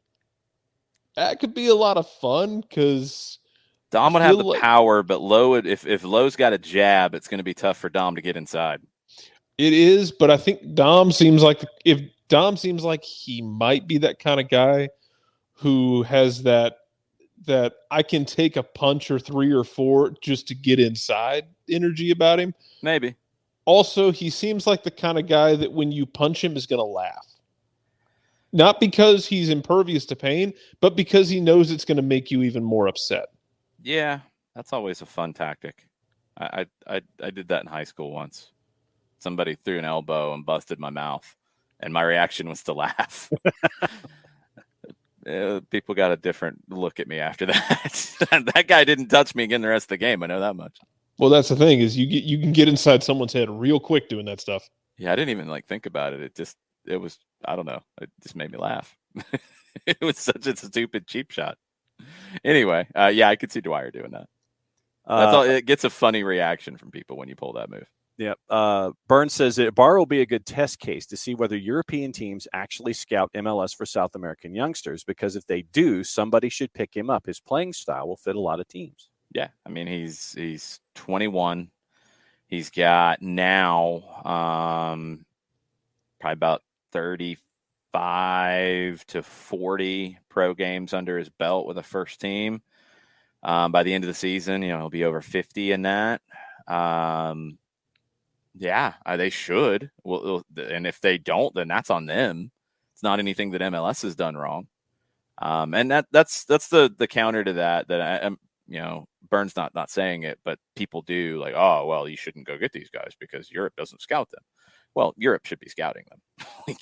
Frankly, Europe should be scouting a 21-year-old kid who is growing and growing and growing every day as a player, and is just a monster in ball, recovery in the midfield, and is getting better on the ball. And teams that don't need him to be as strong on the ball, he'd be a perfect fit.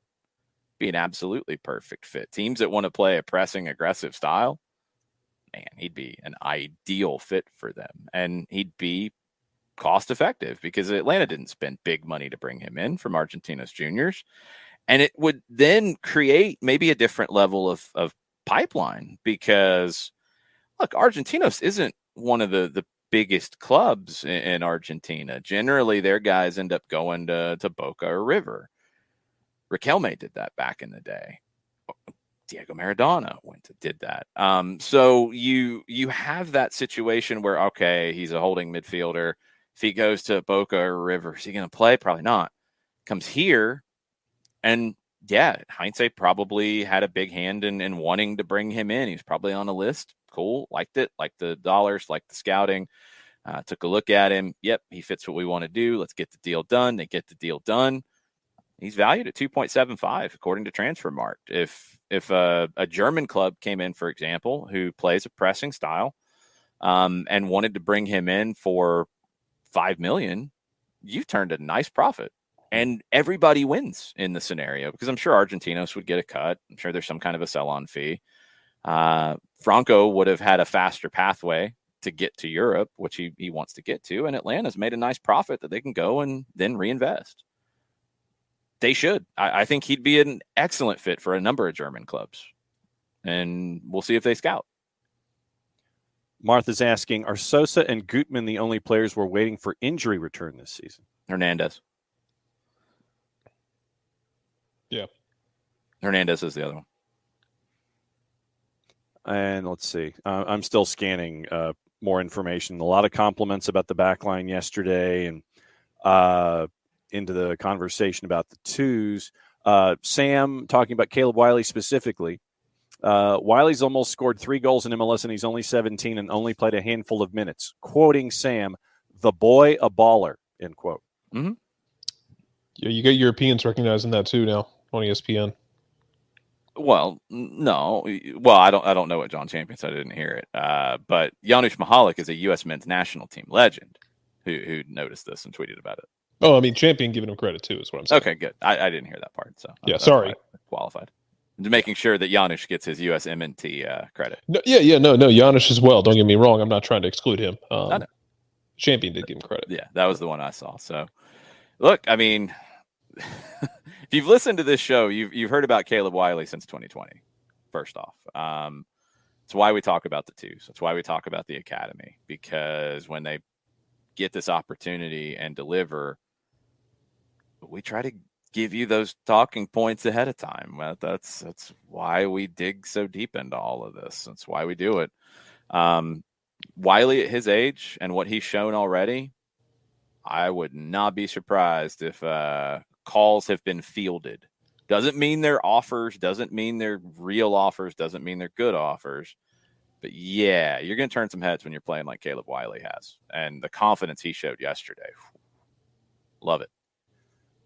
Jarrett, Martha's also saying that she's going to need a European club to step up and give NYCFC the money they want for Tati to get him out of the way. Don't take my son away from me. I don't know I don't think the 15 million's coming anytime soon. I think if it does, it's going to be in late August. It's going to be weird then, because now you're looking at a situation where if he's wanting to go and they're not getting that money met,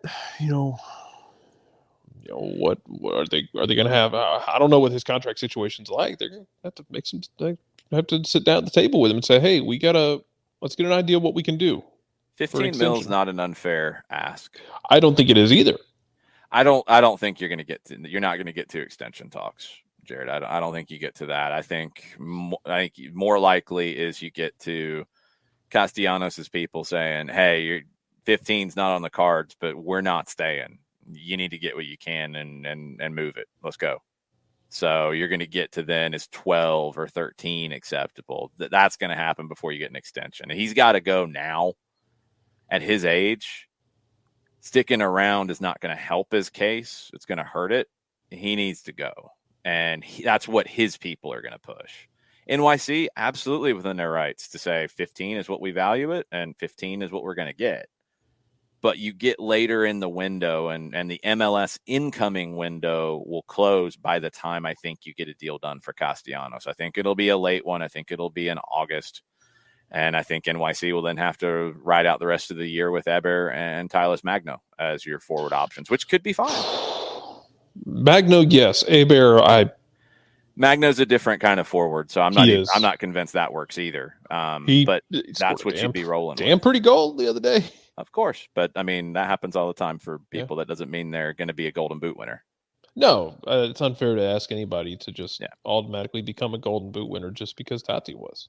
Yeah, you're just not going to be able. I don't think NYC is going to be in a position to get a deal done and then have money to go out in the transfer window to sign somebody else. I don't know if they have cap space to go ahead and try to sign somebody who can play that role in as similar of a fashion as Tati Castellanos gives you. I don't know if they have the cap space to do that before they sell Tati. But I think at the level of the 15 million kind of range, I just don't think that's going to be a deal that gets done early. I think it's going to be a deal that gets done later in the window. And that could be funky for NYC to deal with. Couple of thoughts on Brad, one from Mazzano. Mazzano says, if anyone was thinking Brad Gazan wouldn't come back or would come back for a farewell tour, his halftime talk in the press box made it sound like he's coming back for a Nick Raimondo-like run of several more years left. Yeah, that's got to be his mentality. I mean, he's a pro, man. Brad Kazan's one of the best goalkeepers this country's ever produced. He wants to go out on his own terms. So he's absolutely going to fight for that. And it doesn't matter if they sign Gudinho or Rocco's playing great or then Shuttleworth hits a run of form. Like, none of that matters to Brad. He's going to come back to try to take that job. And that's what's going to drive him through rehabilitation from an Achilles rupture. So, yeah, I mean, that's the plan. Don't know if we get there. Don't know how it goes. There's no way to know that. Don't know how he looks when he gets back. There's no way to know any of that right now. But that has to be his focus, and that has to be his mindset, 100%. So then, Jarrett, fun question from Coco about Brad. Is Brad setting himself up for an immediate jump from playing to calling games / punditry? That'd be interesting. He's got a personality to do that kind of thing. He's got enough of like a swagger about himself and enough of a presence. Maybe he is. We've seen a lot of guys do that. Kind of dip their toe into that world and see if it's something that they're interested in. It doesn't have to mean that they're done right now, but guys like to dabble in that stuff. They see, is it something they want to do, or is it something where they're trying to like figure themselves out after their career? Because, and I can't speak to it as someone because I didn't play professionally, but I imagine like once you get done playing, you kind of get into a little bit of a, okay, now what do I want to do kind of thing. Everybody's different. I mean, I think everybody has some guys want to go straight into coaching. Some guys want to get away from all of it for a period of time. Some guys want to go into, executive kind of work. Some guys want to go into broadcast. I think Brad's got the potential to do all of that. And it's just going to be down to what is his passion. But I don't think he's setting himself up for that next year. I think right now he's able to do it because he's out and it keeps him connected and he can talk about the game and talk about the national team goalkeeper situation. I saw the graphic when he was in the booth during halftime. He can do all of that right now, but his focus is purely on getting healthy and coming back and winning the job. That's where his focus is going to be until he can't win the job. Then he'll probably start to think about what he does next. But I don't think he's seriously looking at setting himself up for anything right now. I think that comes after he can't play anymore. Nick's with a question. What your thoughts are on Acucho Hernandez to Columbus? I think some would tell you like, oh, that's obviously a great signing because he's coming from England. He's coming from England. So it's got to be great. Some would say it's not going to work. We'll just have to wait and see. I mean, he would be a designated player. They need a forward. We know that. The Chelsea's artist thing's still bizarre to me, the way it was handled. It would be a club record deal, so it'd be more than around $8 million, which is what they paid for Zelarayan from Tigres. Massive Report had it first that it was close. It's a bold one. I mean, the Crew aren't really known for spending big money, and if you're over 8, you're in a big money category here. So we'll just have to see how quickly he adapts and if he fits the style of play that Caleb Porter wants. But they need a forward in the worst way. Modiflow about the match yesterday says, I love that Yedlin took cheap shots at Wiley in the last game, so Wiley retired Yedlin last night. Wiley ran at Yedlin all day long on the dribble, just all day long, and kept getting inside of him when he wanted to. And that's the biggest thing about Wiley's development in the past year for me is his work on the dribble, his aggressiveness on the dribble, and his ability to get inside on his right foot. He's very left-footed, but he can get inside, and it doesn't affect him that he's very left-footed. He's able to cut in and still be dangerous in those situations. So that element of Wiley's game is the biggest improvement from the last 12 months in my mind. Caleb Wiley is actively looking to embarrass you, and it's the hallmark of a fun player. Sam Williamson asking about Miami. Do they not believe in Robbie Robinson anymore? He's hurt. He's hurt. Yeah, he had a hamstring injury, had surgery. He's going to be out like 4 or 5 months. They absolutely believe in him because they were playing him a lot earlier, and he was playing well. And a lot of folks in the conversation when you were discussing Lionel Messi to MLS, a lot of folks are encouraged with the notion of Lionel Messi playing with Breck Shea. So that has been a topic of conversation this morning as well. Oh, boy. I don't think that's going to. Some people just want to watch the world burn. Yeah, seriously. It's more like Messi playing with Edinson Ascona, the Dominican Republic jewel who was developed by Miami. That's going to be the game changer. You imagine being a kid and somebody being like, "Hey, Messi's coming here. Good luck. You get to learn from him." I can't imagine the butterflies in your system. Go back and read some of the stuff. There were interviews, and it was in Grant Wall's book, The Beckham Experiment. Read some of the conversations about Alan Gordon and Beckham, who became like good buddies. But Gordon at that time, this was before he really broke out. Gordon was making the league minimum, like middle 5 figures, and Beckham comes in and making a whole lot more than that. And they became kind of buddies. And Gordon learned a lot from the situation. Maybe it's an element of why he did break out. Other young kids in those Galaxy teams, that's the weirdness of MLS with the setup when you can have those guys come into the league and play next to a 16 or 17-year-old locally developed kid. Ricky Ricardo says that on the we were asking about Gregory. Ricky says on the broadcast they mentioned Gregory just gotten back from dealing with visa issues for a couple weeks and got back like in the middle of last week. So that's good for them. It'd be nice if you had that in media notes or had that given to, I don't know, the radio team that wasn't able to sit in on production meetings. Just saying. Yeah. So Sam Williamson says if Messi comes to MLS, he for sure gets an MLS expansion team, but where? No, he doesn't for sure get that because there's not that many left. I don't think they'll ever do a deal like that again. I think that was a one-time thing. And again, when you go back in time to where MLS was at that time, you make that deal. Now, you will probably you'll probably have the 30th team locked down by the time that Messi would get here. You'd have 2 spots left. You're not giving Messi a spot that is worth $500 million. You gave Beckham a spot that was worth $25 million. Now, by the time he cashed it in, it was worth more than that. And that's good business on Beckham's part. But you're not like, that doesn't work. I'm not giving up $500 million because I gave up $25 million it was in the extension to Beckham's deal. It wasn't in his original deal. So about 10 years prior. But that shows you the growth of this league, right? You're not going to do that deal. So, and you didn't give Beckham a spot in a certain place either. He had a option to cash in on an expansion team, and he did, and he picked Miami. So you're going to be down to your last 2 spots, I think, with 31 and 32, and you could bring in $1 billion with the 2 of them. You're not giving Messi half that.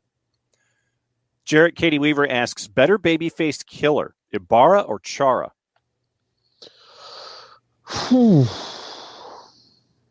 Ibarra, just because he wanted to square up to a guy who's my size, and I appreciate that level of not giving an actual damn. I like it. Mr. Fantastic asks if there's been any update on Miles's rehab or recovery from injury. Nah, it's too early. It's too early. I think he posted a video of working out, but it's too early to know timelines or anything like that. There's no way to know yet. And there's also discussion in the timeline about Darren Eales and the unveiling of the championship banner for the AmFam Cup. That's getting some love this morning as well. I'm sure that was well received in New York. Well, put up a bigger banner next time. New York. They should have. That was very bad. We talked about that a lot when that happened. It was a bad look. Bart on Messi. Bart says, give Messi the Saban deal and give him ownership of some Audi dealerships in South Florida. They'll find a way to make it worth it. They'll get it done. The report that came out a while back was that he would get some kind of an ownership stake in Miami, which is far more likely than anything else involving the league. I think that is very possible, and yeah, he'd probably negotiate for that. It'd be smart investment for him.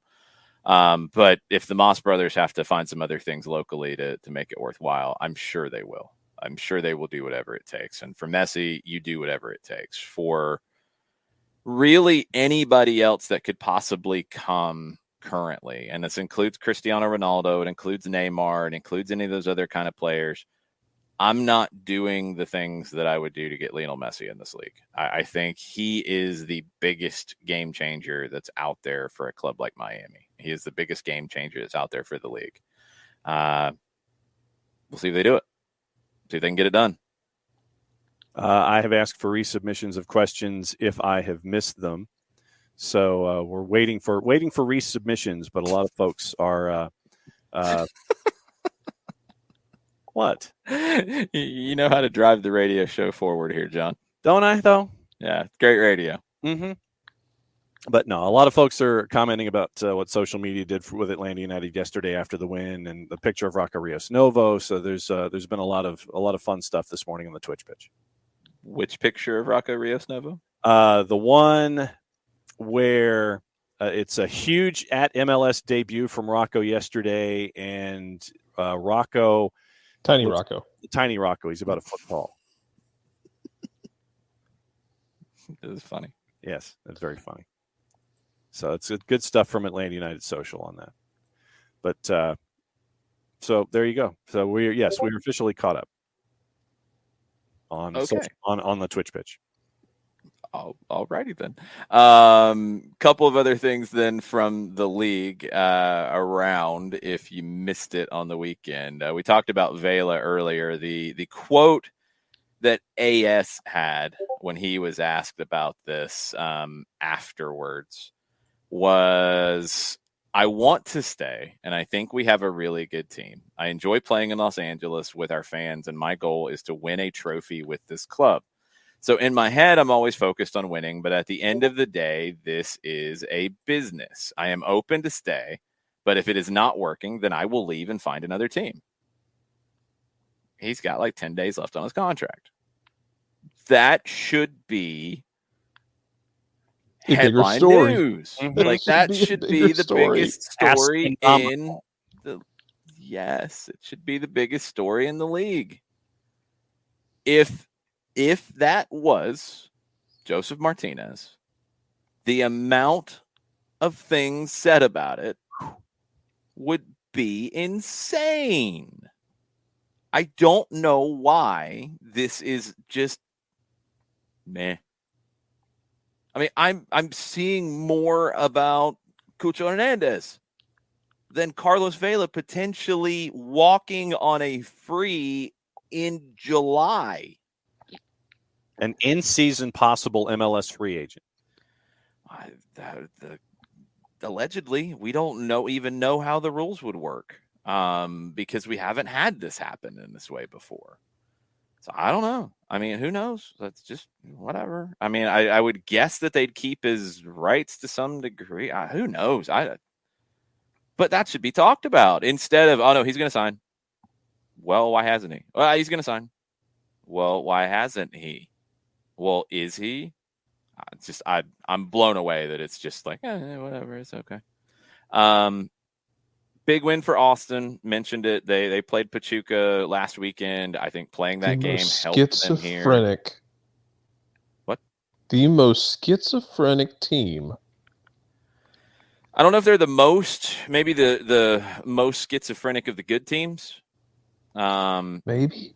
Because they've dropped some results that have been bad. And then this was a really That's big very win. Polite of you. It's factual. No, I mean, to call it bad is some of those results is bad. Sorry. I know. This is a good win because they had a red card in the 44th minute. They got the win in Montreal, which is a tough place to play. Huge win for Austin. They've got to find some consistency. Chicago got their first win after 10 without a win. They did beat DC, so it's not the biggest of wins, but it's a win, and they hadn't had one in a long time, so good for them. Vancouver, they have won 7 of their last 10 in all competitions. 16 points in MLS play since early May. That leads the league.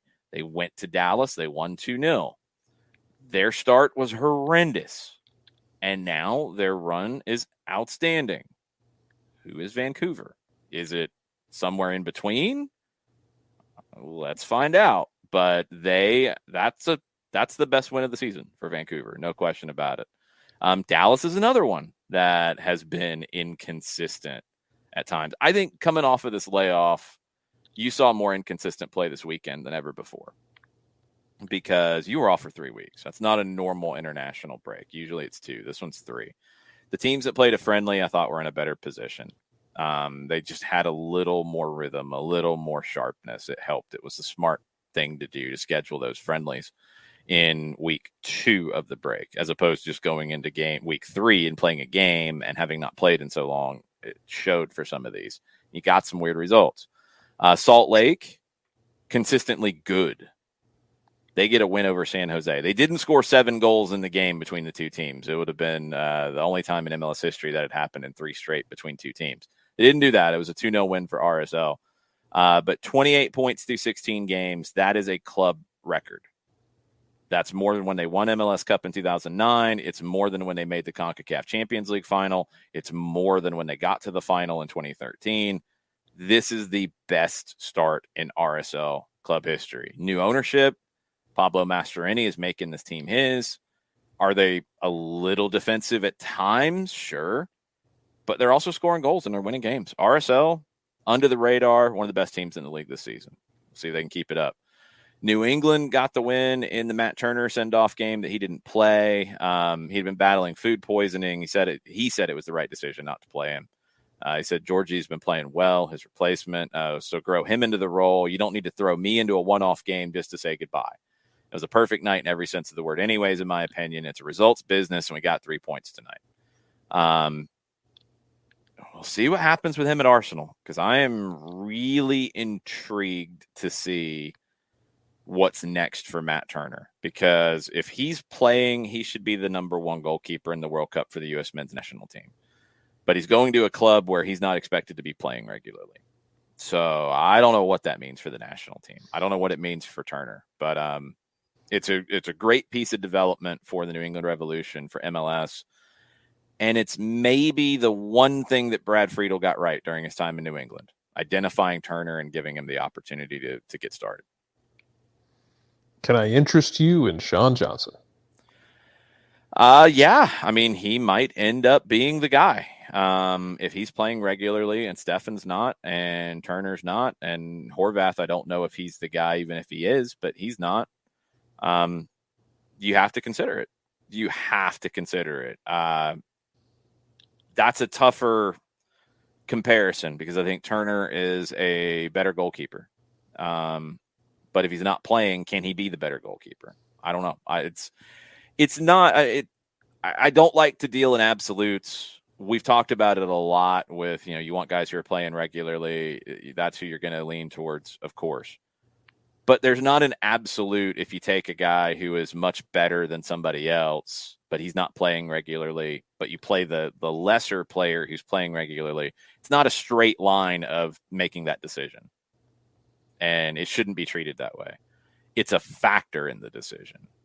I think Matt Turner is a better goalkeeper than Sean Johnson. I think Matt Turner is a better goalkeeper for the U.S. men's national team than Sean Johnson. Yes. But Matt Turner not playing consistently, is he a better goalkeeper than Sean Johnson, who is? Yeah. That's not an easy – there's no way to answer that, John. That's what I'm saying. Like, I don't want it to just be like, oh, well, then Matt Turner can't play. No, it's not that simple. That's a hard one. And if you had a pre-tournament camp, you could come to a good answer there. You're not going to have that. So this becomes really difficult. My guess is Greg Berhalter is going to be borderline begging Steffen Turner, their agents, and their clubs to find a place for them to play the first 6 months of the season. If I'm Greg Berhalter, I am begging. I am blowing up Pep Guardiola's phone. I am blowing up Mikel Arteta's phone. If these guys are not going to start for you and they're not set to, please loan them out for the first 6 months. Please loan them somewhere where they're going to play, because then it makes it an easier decision for him. Otherwise, that's a tough one because Matt Turner's a better goalkeeper. But if he's not playing regularly, I can't answer where he is compared to somebody who is. It's going to be tough. A couple of folks have been adding in the Twitch pitch on the keeper discussion. Coco says if Brad hadn't torn his Achilles, then I think Brad and Sean Johnson should have been the leaders for that number one spot. Yeah, I agree. I think Greg had put Sean in that role. They'd both kind of been getting those call-ups as the third guy, but I think Greg had decided that Sean had passed him. I don't think he had demonstrably. I think Brad had a really good 2021 and was having a good 2022. It would have been interesting to see where it would have gone, but I think Sean would have gotten the nod just because of how the call-ups have been going, but there's no guarantee to that. Then Bart says Stefan is Berhalter's starter unless something catastrophic happens. He'll be the starter because Greg trusts him more, or some weird characteristic that isn't visible to anyone but Greg. I know, and I know that's an issue for a lot of people, and I know Bart's really hung on that one. I don't know if it's that simple in this year. I really don't. I think if Stefan is not playing, if he stays at City and Turner gets loaned, I don't think that's the case. I think then Turner would get the opportunity unless he's not playing well, and then it's a different conversation. When we have these conversations, and it's come up multiple times, I hope you guys factor in all the decisions. It's fun to disagree or point out when people get something wrong. It's really fun to do that, but we're not giving you an absolute here, because in this case, there's not one. Like if Matt Turner goes out on loan, let's say he goes on loan to a championship club. Okay. That puts him ahead of Stefan, who isn't loaned out in my book, if that's the way it goes. But if Turner goes on loan and doesn't play well, then we're back to square one, you know? Like it's there's no absolutes in this case right now because there's so much unknown. So this is where I see it right now. I don't think it's definitively Stefan. I don't. I think Turner has pushed his way into a 1A, 1B situation with Berhalter. That's how I feel that's the way I see it, trying to make Greg's decision, putting myself in his shoes. That's the way I see it. Doesn't mean that's right or wrong either. But there's going to be so many things that happen between now and game one of the World Cup that this conversation is going to be meaningless. Like, this is the now. We're going to find out what these guys' club situation is going to be. We're going to see where their form is in any kind of cup competitions, if that's all they get. We're going to watch Sean Johnson the rest of the way. We're going to watch all the other possibilities, and then we'll make a decision as we get closer along. But right now, who knows at goalkeeper what that's going to be. And there are a lot of things up for grabs. And I do think Berhalter will be begging for these guys to get a 6-month loan. They need it. Burns says Stefan shouldn't even be on the roster in his current form. He will be, but he shouldn't. And that's also unfair, in my opinion. No, I think he is one of the 3 best goalkeepers. I don't think he's the starter. I think Turner should be. If they're in their situations, if all things are equal, I think Turner is the better fit. Again, going back to Bart's feeling on it, that Berhalter is just going to play Stefan because he trusts him more. I think that gap has been bridged. I do. Personally, I think Turner's better. But Stefan is a very good goalkeeper. And I know Byrne did say current form, but I don't think there are a number of other goalkeepers out there that can represent the U.S. that should bump him all the way off the roster. Because I think Turner and Stefan are the 2 best goalkeepers by a decent margin. I don't think they ended up at City and Arsenal because they're not good. They're better than Horvath. I don't think Horvath has climbed into that conversation. I don't think so. The U.S.-based goalkeepers, I don't think they're at the same level. So even if Stefan's not playing, I do think he's in the squad. I absolutely do. I just think Turner's better. And then Nick says somebody in the Turner camp needs to send Greg the Stephen FA Cup semi-match over and over and over and over.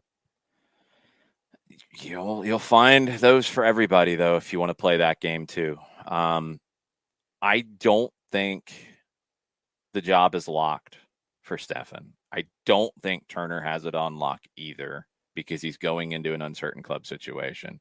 I don't think Sean Johnson has it on lock because the other two are in uncertain club situations as to playing time. That is the most unknown position for the U.S., in my opinion, more than the number 9. I think Jesus Ferreira is the number 9.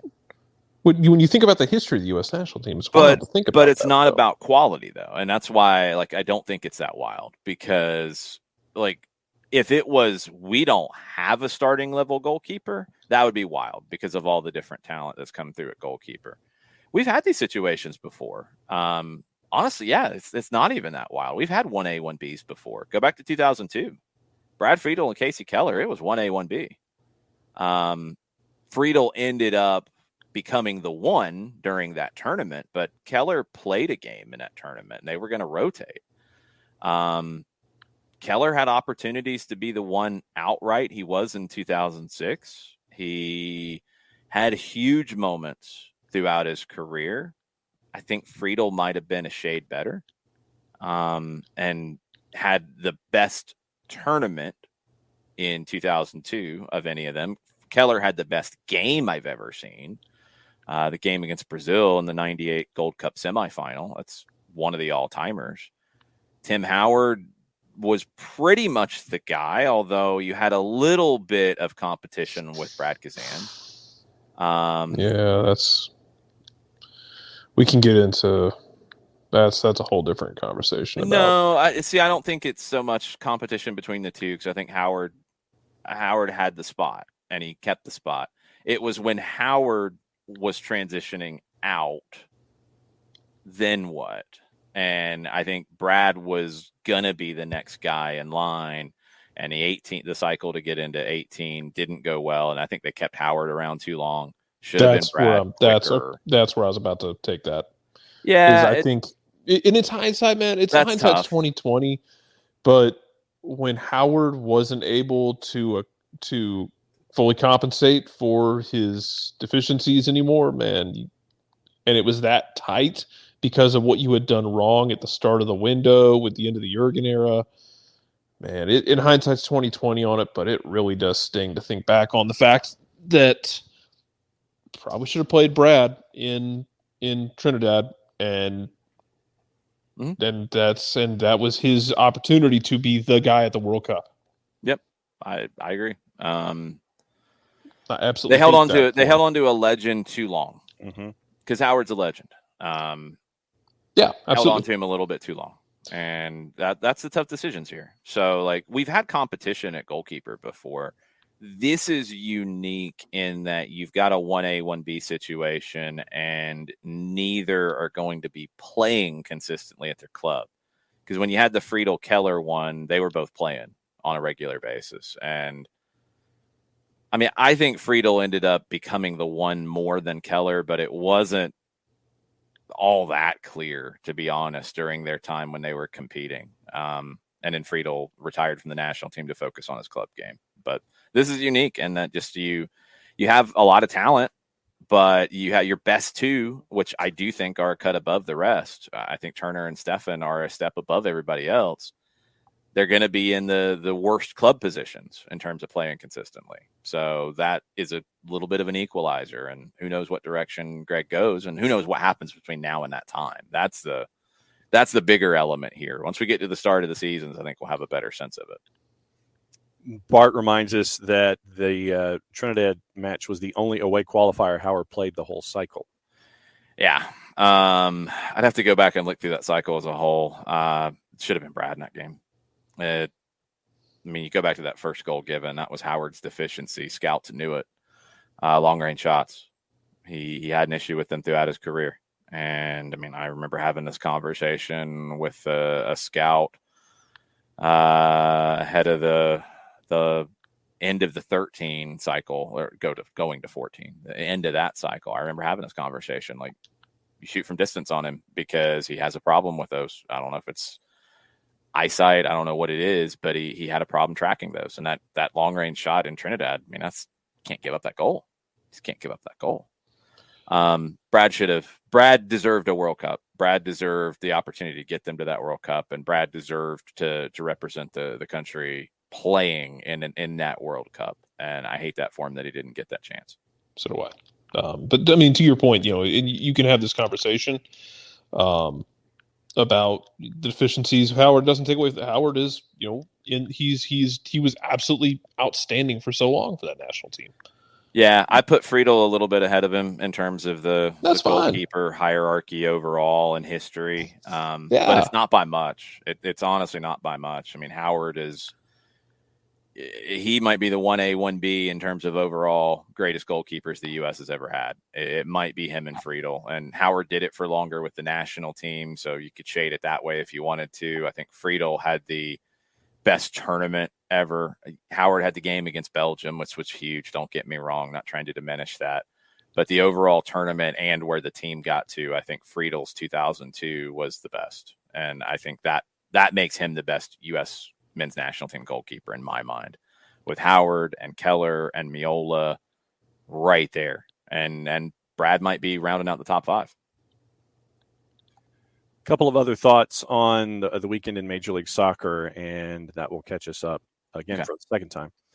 After the results that we were talking about, Coco says the inconsistency here proves the point that having the international break around the playoffs is a bad thing, especially if you have a bye in the first round. You don't get to control where the international breaks are, though, and that's the hard part about it. You can control how you schedule, but you can't control where the international breaks, and all that's going to be a different conversation down the road.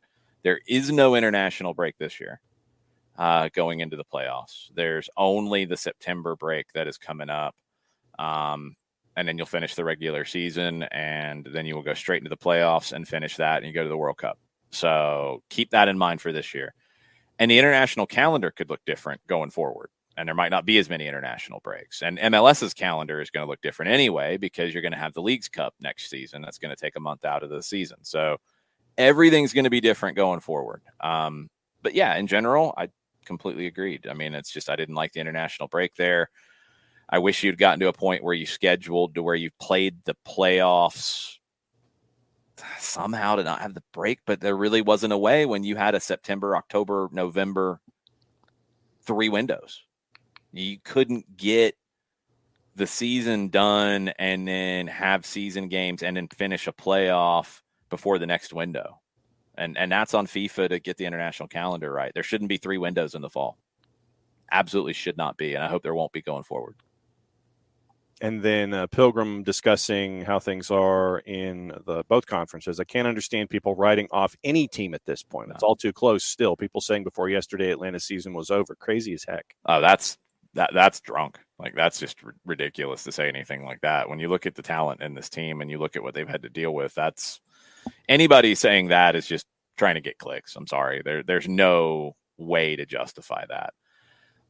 If I'm writing anybody off this season, Portland, San Jose. Sorry, Jarrett. No, it's okay. It's a moment of transition for us. Maybe Minnesota. I'm not writing Kansas City off, even though they're behind Minnesota in the table, because they are going to make some additions and they have had those injuries. I want to see how the additions do. We know at least they've got reinforcements coming. So 3 in the West, and Minnesota's questionable in writing them off. In the East, Chicago, DC, and Toronto, I will. Unless Toronto goes out and does something defensively in the window, and I haven't seen or heard anything. DC is just frankly not that good, and I don't know what their plan is going forward, and I don't know. I just don't know. They've lost 3 of their last 4. Chicago, they won their first in 11. That tells you all you need to know. They've still got a lot of work to do, and they've got a new coach who I think is figuring it out in Ezra Hendrickson. So 3 in each conference, I would say won't make the playoffs at this stage. Actually, I'll say 2 in the West, because I think Minnesota could make the playoffs, but I don't think they're much more than that. They have the talent to make the playoffs. So I'll write in the West, I'll write San Jose Sorry again. I apologize. And Portland off. And in the East, I will write Chicago, DC off for making the playoffs. And Toronto, man, they got a lot of work to do. And they got to do something defensively, and we'll see if they do. Burned on, well, actually, let me go with Abby since it's an MLS question first, and I'll go back to Burn because it's a national question. Okay, those will be the last two. Abby says, how do you think it'll be in 26 when it is the middle of summer? Do you think MLS will do all the time off and start the season early? I think they'll start the season early, but I think the season will start earlier in general. I don't know what they do in 26. They'll take the group stage off for sure. I don't see how they could avoid that. They'll take the round of 32 and round of 16 off because you're talking about 24 more games in those two rounds. They'll take those off. When you get to the quarterfinal stage, maybe you come back into league action, and that's a maybe. I think by the time you get to the last week of the tournament, you can and schedule around the semifinals and the final. And you can make that work because I think that would be smart to do. And you'll probably need that week to get games in because in 26, you'll have Leagues Cup. You'll have a World Cup where you're probably going to take close to a month off. So that's 2 months off. You got to have an off season at some point because you have a players association that has, certain limits in what your off season has to be. So it's going to be tricky. Maybe you start in mid-February. You take 3 weeks off during the World Cup. You take a month off during Leagues Cup. Maybe you try to find a way to condense that to 3 weeks, squeeze it just a little bit, and you have an MLS Cup final in early December. Maybe that's what you try to do with it. Maybe you can try to get 34 games in a Leagues Cup and all that done. Start a couple weeks early, play the last week of the World Cup, maybe try to condense the Leagues Cup by a week, and then get everything in. I think you can do that in 26. Then Burned on the U.S. keepers. He says, I think U.S. will start producing world-class goalkeepers again once the current generation of youngsters comes through, the ones who grew up playing with their feet. Guys like Reyes, the goalie from FC Dallas, who plays for the U20s now, etc. There will be tons of good goalies again. Yeah, I think it's unfair to say that Stefan and Turner are not good goalkeepers. I think that's completely and utterly unfair. They're at Manchester City and Arsenal for a reason. You have plenty of countries that don't have goalkeepers who are at two of the biggest clubs in the world. And yes, I'm putting Arsenal in that. Spurs fans, get over yourselves. They're there because they're good. They're very, very good. Like, I agree. I think when you get more U.S.-based goalkeepers coming up and playing with the ball at their feet, you'll get a different kind of goalkeeper. But there are people who will argue that that's not what goalkeepers should be doing, and some of them are outdated and all that anyway. You will get it, but you have two great ones right now. And I do not in any way want to diminish Zach Steffen and Matt Turner. And the conversation about who starts at the World Cup doesn't mean that they're not good. Honestly, it means that they're both really good. And who's the better one is not easy to tell. So we've never had two goalkeepers in the top clubs in the top 5 in the Premier League. Never happened in the history of U.S. soccer. So we've got good goalkeepers. And you go further down. I mean, you can go through MLS and, if you had to call on Stephen Fry for some reason, I would not be worried about it. If you had to call on Tim Melia, maybe he's lost a little bit of a step, but he's been one of the best for a long period of time. There's plenty of good goalkeepers in this league. You got a young guy in Gaga Slonina who's still learning the ins and outs of it. You got plenty of U.S.-based goalkeepers that could handle it. Who knows? Maybe you got to get Rocco to leave the Argentine youth national teams. Who knows? We'll see what happens. But no, you've got great goalkeepers now. It's not fair to Stefan and Turner, and I think it's an unfair shot. So those two guys are great, and they're two of the best we've ever had at the stage because two of the biggest clubs have hired them. That doesn't happen typically. And so we're officially caught up since you said those are the last two. That's the last two. Sorry. We are deep into stoppage time. So we've got soccer over there tonight. We'll get into more of the over there portion of things. Could involve some U.S. men's national team players on the move. Could involve some Mexican national team players on the move. We'll lay out the scene for some of them. We'll talk about the potential ownership changes in France.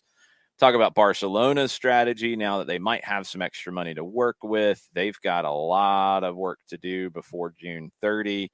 I'm sure there will be plenty more talk about England and other countries as well. So soccer over there tonight, 7:05. And we'll be back with you then. So have a good rest of the day. We'll see you in a little while. Mucho platio. Mucho platio. Mucho platio.